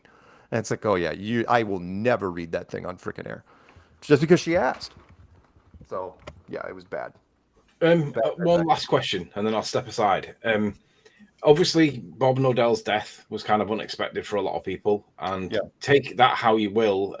He was a character, right? He influenced a lot of people in good ways, bad ways, neutral ways, but he was influential, right? Yes. But obviously, he was also divisive in the sense that he did push things that were not necessarily supported or agreed by everybody. And sure. I thought his passing would create more unity, but what it actually did was create more hostility within the community itself.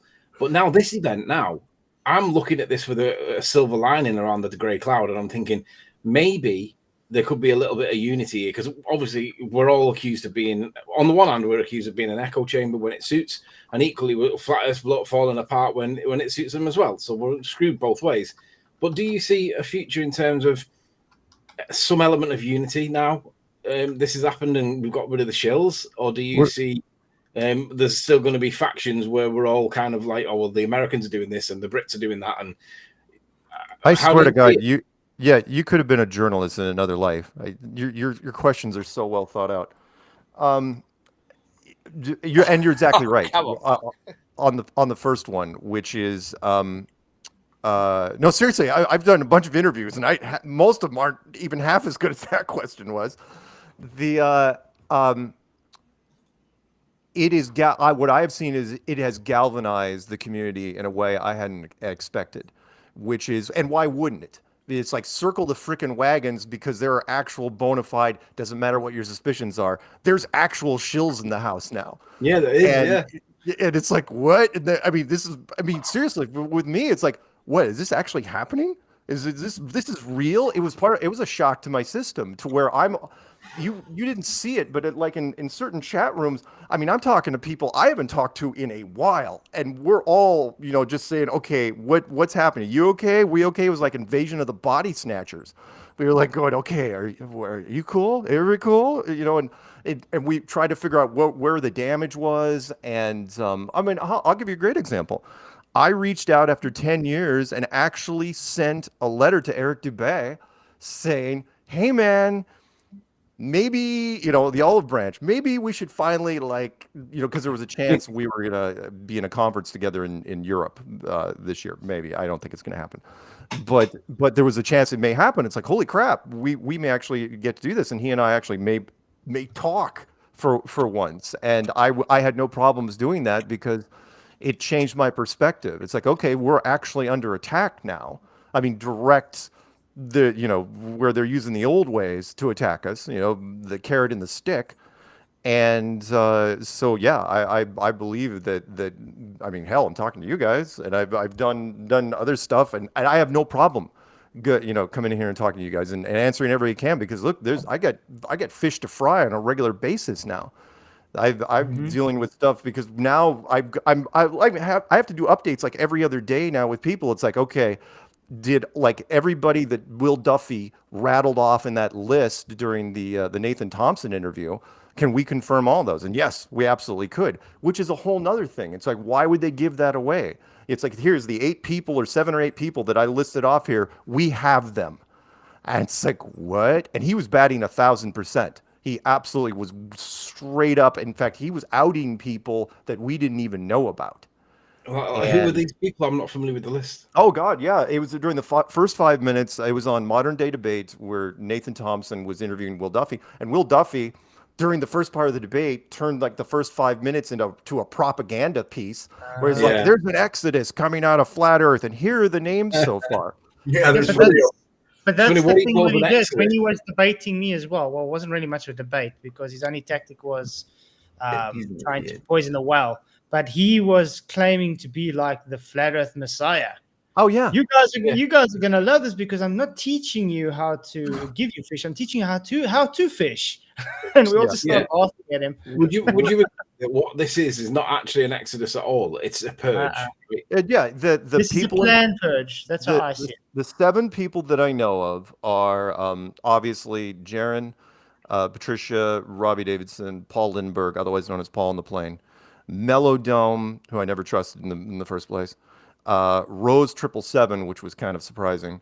And I wasn't expecting that either. Yeah, I wasn't expecting that either, except I mean, if you know her, she's probably got health debts that are through the freaking roof, and that would be low hanging fruit. It's like, hey, you know how that conversation would go. Again, speculation, of course, but it's like, hey, what if we cleared all your health debts? You willing to work with us? Yeah, that's not a long conversation. And then, I've got to let you guys know. Remember when I said I've got issues with my work and all that? You know how much ballers contacted me and said they want to support me financially, and I do know they do this to a lot of flat earthers when they in a pickle. It's like they try to buy them over, and like I said, with Rose, it's very possible that someone contacted her and said, "Well, I'm willing to do it if you denounce the flat Earth," because they are very cult-like. They want to pay people off to be converted to their religion. I do see that. Yeah, look at Runty and Ruhish. The only other person. So wait, 1, 2, 3, 4. Rose, Melodome. That's 5, 6. I think the 7th person was Crumb, which was surprising. It's like, okay, why go down that road? But when you get Crumb, you have access to Alex Lowry and you have access to Karen. And where's Karen B in this? Is she jumped or is she seems fine. I have never heard her mentioned from any of the globalist camps. Karen is. I mean, look, if Karen is, then I completely missed it because she's calling everybody. He's calling all flat earthers retarded. Just to let you know. She was too busy casting spells on me or something. Look, she's calling all flat earthers retarded. So I'm surprised that she's not jumped on that banana boat on its way out because, like, she I'll be honest, she was guilty by association in my terms in my book. Well, I mean, she was my co-host. I will never say anything bad about Karen. She was my co-host for 5 years. At least. Yeah, but she sided with Bob Nodell, dude. Bob Nodell was okay. Here's the thing. Bob, I didn't know him that well, but from what I saw, I mean, yeah, we got to do a few things together, but I didn't hang out with him as much as Karen, because Cammie and Karen are still very, very close. Bob had his greatest strength and his greatest weakness were the same thing, which was passion. The man was so passionate about his stuff that when he was into something, it was really, really great. But if you were against him, he might as well have been Bigfoot, on a rampage, just running around and smashing things. And I look, he passed the way he lived, which was, it's like, doctors, screw that. If something happens, I'm just going to let it happen. Quality of life, and that's how he went out. So what did he die of, by the way? I never found out. I don't think they ever did a full autopsy, but I think it was heart. Finally, because when you're big, he was, big guy, tall and big. I think it was ended up being heart failure, a combination of that and organ failure. Was it tied to some sort of cancer in a way? I don't know, maybe. But it was definitely organic. I saw him during one of the last Flatzoid. He had lost a whole bunch of weight. He did not look good, and he died in his bed at his home. And I would never say it was suspicious, because he absolutely, especially during the pandemic, right? Is like, he goes, I'm not going in there. I'm not going to go to a hospital. So he died during the pandemic, did he? So the what? He died during the pandemic, did he? It was 20. Hang on, let me look real quick. It was after that by some time. It still feels like it was yesterday. I've lost kind of concept of time. Yeah, it was. One second. It was 20. No, I know it was 23, right? God, time flies. I think it was 20. Yeah, April 23. Yeah. And that's in pandemic or out of pandemic? It's towards the end of it, but I mean, there were still people. There was let's call it. It was at the tail end of the pandemic. Right. But yeah. Rob I have to say, I always had a little something bothered me. Nothing I could really put my finger on with Karen. All right. And then she lost all credibility at me when I'm sure you've all seen where she blew her shit at me on that live stream. And I thought it was hilarious, because I thought to myself, are you really getting angry at me for promoting being objective regarding this entire thing? That I was telling people to not fall into the trap of the false familiarity. Look at what we were provided with. Forget who it was. And I'll still stand by this. If it hadn't have been Jaron and Whitsitt on this expedition, they would have been tearing it apart just as bad as everybody else did. Exactly. Okay? Because if you don't believe that, let's just take a look at how they've looked at SpaceX and look at how they've looked at NASA in the past. The exact same thing. In fact, I did a show with Jaron that he had weekly where we were actually picking apart NASA bullshit. Okay? So, for you to come back and act astonished that there were people questioning what we were provided with as a result of this final excrement, that right there in itself, me think the lady doth protest too much. Well, I'll defend Karen until the end, until she comes to me and says, I'm a globe now. She does have. I've always judged some of the stuff I said. Like, if I could ever get a laugh out of Karen, I knew I was doing something right, because she is one of the toughest audiences I've ever known, and I've seen her go off. It's tough, because when she goes off on her rants, it seems to be all encompassing. When she goes after, no offense to anybody here that does like the melted bricks or the popcorn rocks or anything like that, but she can go off on people about that. If seriously, if there's a thing. I'm not for that. I'm not for the melted bricks either, man. Well, she cuts people. She has a short fuse. I love her to death. Don't get me wrong, but she has a short fuse. If there's something seriously, if she really went off out of line, and there's some links you want me to watch, I'd love to see them. Just because I know what you're talking about. Look, I hung out with her for years. So, but as far as I know, she's cool. I've never had a beef with her. Plus the TFE, and God, I hope it's winding down soon. If you want to circle back to, I think it's a series now, Mark. No, it's a series now. No, Duffy even said this is part, and then the next experiments in our series of final experiment That's what they're going to do. He said that they knows the contradiction. Final experiment. He said that they tested for convexity and on the ground in Antarctica. And I'm thinking, when did you have time to do all that? You actually supposedly cut your stay short by a day, which there's still a lot of controversy around that crap too. Yeah. So yeah, I mean, it's like what got me though is what I'm trying to get at is here's somebody that I assume that would be objective as I'm objective. All right. And her coming in and getting pissed off at me, wanting to rant at me, and even going to the extreme of I'm going to put spells on you or whatever the hell else she's going to do. Because I promote being objective over a false sense of familiarity with a YouTube personality. Yeah. No, I got you. I hear you. And again, I retract all the defense I gave of Jaron, during that whole thing. I did. I defended him a lot because why wouldn't I? I never ever would have thought, back to Anthony's thing, that we actually would be doing this for real. I said, why didn't this happen 5 years ago? Something changed before they brought Duffy into this and whoever else, McToon. When did McToon come in? Like, for example, they've changed their tactics, and I don't know exactly why they're playing.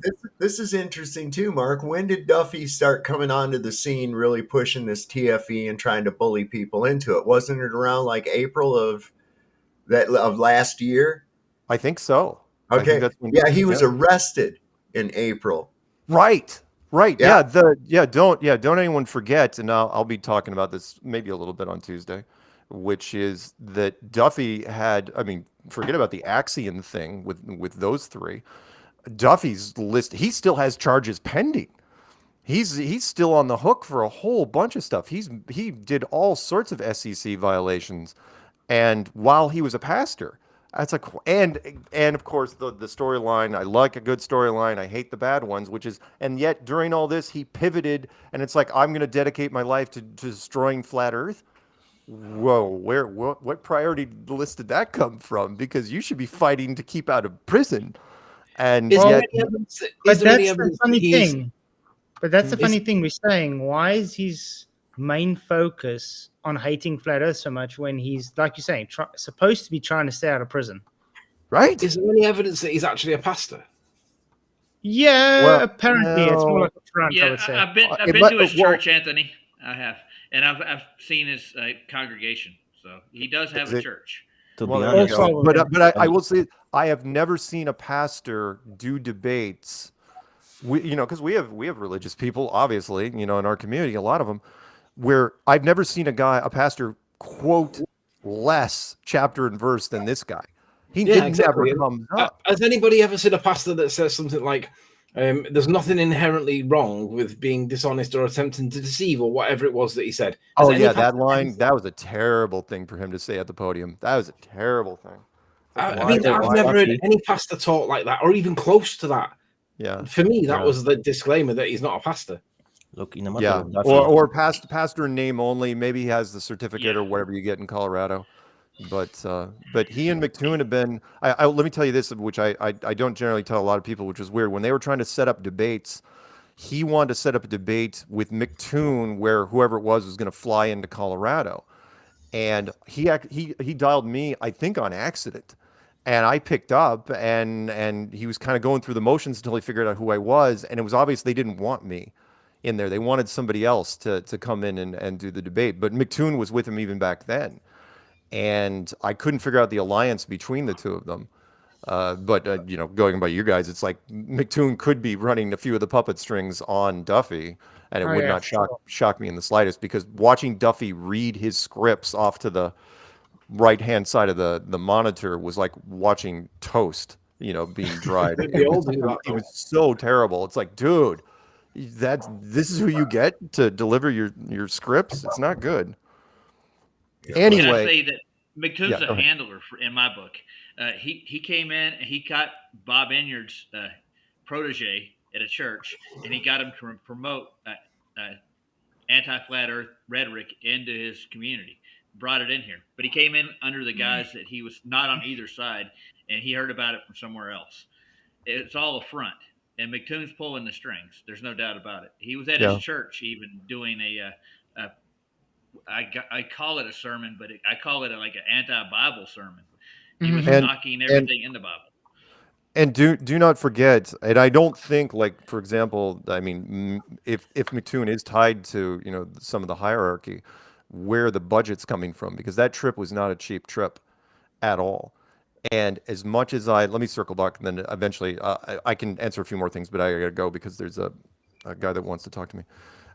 But you spend, let's say, $300K on this Antarctic trip. I'm 90% sure this whole legal thing, that whole defamation thing, is not going to happen. I think it's absolutely a bluff, and it's not going to happen. However, if you wanted to mess with people and you had a budget, could you throw 100, 200K on a defamation suit just to tie somebody up in court for a while? You could. Yeah, you could. And if that happens, at that point, I would call BS, because, like, okay, there's no way any of those three would do that on a whim. Yeah. Well, if you look at McToon's situation, he had to get the crowdfunding to get him to there, and now all of a sudden he's put out the new thing saying he would give 100K to a flat earther to go with him to Antarctica. Like, where has he got that money from all of a sudden? You know what I mean? It's like, and why wouldn't they try? Why wouldn't they try again, by the way? Which I would think any content creator would think twice, especially after what happened with Jaron. Would think twice, because are you kidding? It's like, what? I mean, that's why I do think. But that's why I do think Duffy's whole thing on this is a pure stunt, so he can make money to pay his debts off. Possibly, or he's working it off for whoever he's doing it for. He should not be. Honestly, if you saw the website, and if you went to it, where you can punch in, because it's public knowledge, all the different, you can see it all, all the violations. It's like you wouldn't be able to sleep with those sort of violations. And it's not like he did it once, and then it's like, learned my lesson and never did again. He was doing it all the way to January of, there were allegations going to January of this year. And what's happening? Granted, it was for the previous year, but the people were still filing against him. It's like, what were you doing? And that's why he just comes off that's why, in a matter of Duffy staying out of jail and attacking Flat Earth, it might be one and the same. In law enforcement, look, I've had my legal troubles over the years. It's a standard practice, and it's just like it is, in every television show, which is you look at whoever it is. It's like, do we want to throw? Can we use whoever it is? And in this case, yeah, you bet you could use Duffy he would do anything you wanted him to do, if that's the case. Definitely a weasel. And to a lesser degree, the three people that are listed on the cease and desist, same sort of thing, low hanging fruit, and which it's like, why the hell not? If I was looking through the list and it's like, oh wow, these three are part of the same social media group, and two of them were in a Netflix documentary, what can we do here? What can we use these for? Can we use them to mess with Flat Earth? You bet we can. And they can, bull in a china shop tactics. Yeah, I agree. Anyway, is there anything else I can do for you guys? Because I do. I also got to go. I got work soon, so. But I appreciate you coming on. It was nice. Oh no! These questions. Thank you, and sorry, it was David who sent me the thing. He's like this. But thank you. I appreciate. Look, the time. I understand. I am not universally loved. I get that. But I'm doing what I can with what I got. This is me. I will try to improve in some areas, wherever I can. But if you guys, seriously, if you have any other tips, please email me. As far as what you would like me to see to represent better, I will do what I can, because it's, for me, this year is a whole different ballgame, and I've got to change my tactics. Sure. Well, I appreciate you coming on, man. Thanks, guys. Cheers. See ya. Later, Mark. Yeah, sorry guys, I also got to end. It is quite late, but you guys can give your closing statements on what you think quickly, and then we can do. Karen B, stop denying scientific method. It does prove shit. Amen. I'll give a quick one. Back when the TFE started and they came up with that footage, I called out, I said, oh, wait for the call. And I predicted a call. I never expected it this big. Jaren to do this. Nothing wrong with changing your mind, but the rate of attack. And what I also never predicted was for Patricia Steer to turn on Mark Sargent. The call, unfortunately, is a thing. We've got to suffer it, but it will be to our betterment, even as Mark realizes. Yeah. Do you know what the bad thing about the Patricia thing is? I got her completely wrong. At no point did I ever think that she were that way. I was completely wrong about her. She was a shill from day one. She has to have been. I just didn't think she was. I just thought she was victimized and bullied because she was a woman in this topic, and people, well, they either want to shag her or they want to kill her, and that's how I saw it, and I was totally wrong.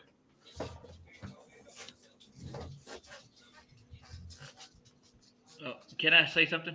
I want to give a hats off to the Flat Earth debate team. They actually set up PowerPoints, and Anthony's one of the reasons why. The housekeeping questions keep us on point, and all the kind of French stuff that come in, it kind of weeds it out. It sets a precedent. It's a foundation. And that would help the community more if we actually just stayed on what we can actually prove, point blank. That's exactly the reason why Karen B is a bit of an issue, because she liked Bob and she sided with Bob based on his character, his persona, his behavior, rather than the scientific points that he could demonstrate to be true. And it's like, that's the kind of problem that we have within the community itself. People look at the people and they want to befriend the messenger rather than accept the things that we can demonstrate to be true, regardless of who's pushing it. And that's why all this stigmatization of, oh, you're part of the Oakley lot or the QE lot or whatever. Yeah, it's bullshit. Right? It's bullshit. It's either we can prove it or it's bullshit. That's the way it is. Yeah. That's what I'm saying. That's why one of the questions I wanted to ask Mark, I said, okay, so if, CNN or Channel 9 in Australia, you've got an elevator pitch. Oh, why is it important, this flat Earth thing? What would be his answer in a short sentence? That's what I wanted to ask. Is he going to waffle on about extra lands, or is he going to say, oh, it's hiding God? It's to hide God.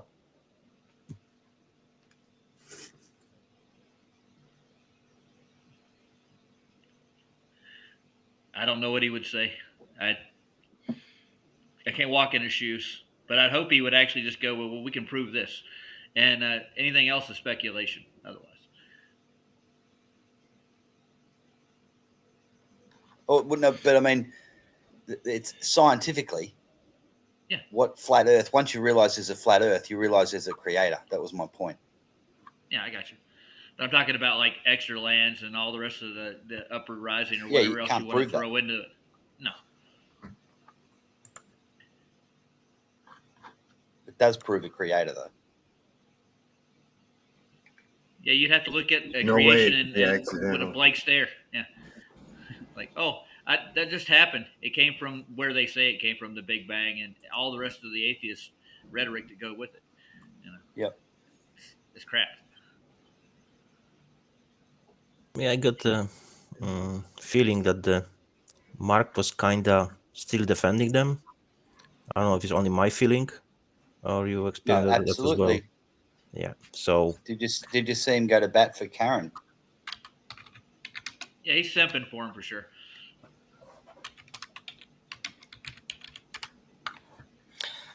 But yeah, I appreciate all of you coming on. I think it was a great stream. Had some cool questions. I'm actually glad he came on to answer some things, because there is a lot of questions that needed to be asked. Obviously, people still have their doubts. But I'm happy he came on. But the one thing I can give up for Mark, he's at least willing to talk. You know what I mean? Well, he's got balls enough to step in here, right? Didn't he? Although I don't agree with everything he does, I still have my doubts about his honesty on some things. at least he's man enough to stand up for his things, I could say. Yeah, regardless of how he answers stuff, there was a lot of good questions. He was getting really good questions, and yeah, regardless of how he answered them, people want to know the answers, or at least be asked the questions. Yeah, exactly. Well, anyway, guys, I really got to go sleep now. I appreciate you guys coming. It was great having such a full panel. And everybody in the YouTube lands as well. Thank you for coming. Hit the likes, share the show. It really, really does help the show to grow. Remember, I'm not on tomorrow night. PJ's on. I'll be on Tuesday. So make sure to catch PJ tomorrow night. And many blessings, and may the press be with you. And do know, guys, not everyone was just chill. Just to let you know. Meekin's definitely a shill. Yeah, it's Meekin because he drinks too much wine, man. Yeah. That definitely keeps me shill honest. behavior. No, it keeps me honest, do you see? It's definitely shill behavior, all that wine. Well, I'm gonna mail you a letter for defamation of character. My client here, Adam, is not guilty of those charges. I'm sorry. And if you don't take that back, then I might sue you. Oh man, that's always good to laugh about things. It is. But yeah, I think at the end of the day, I agree that it's just a bluff. And like you heard, he says, "Yeah, bring it on." I agree. If they bring it on, Mark's got all the things to keep, because they also got to prove that what he was doing is going against them. So at the moment, it's just opinion. So yeah. Okay, cheers, guys. May the pressure be with you. Bye bye. Thanks, Keith. Bye, everyone. Thanks, you guys. No, you rock. No, you rock. You rock. No, you rock. No, you know you.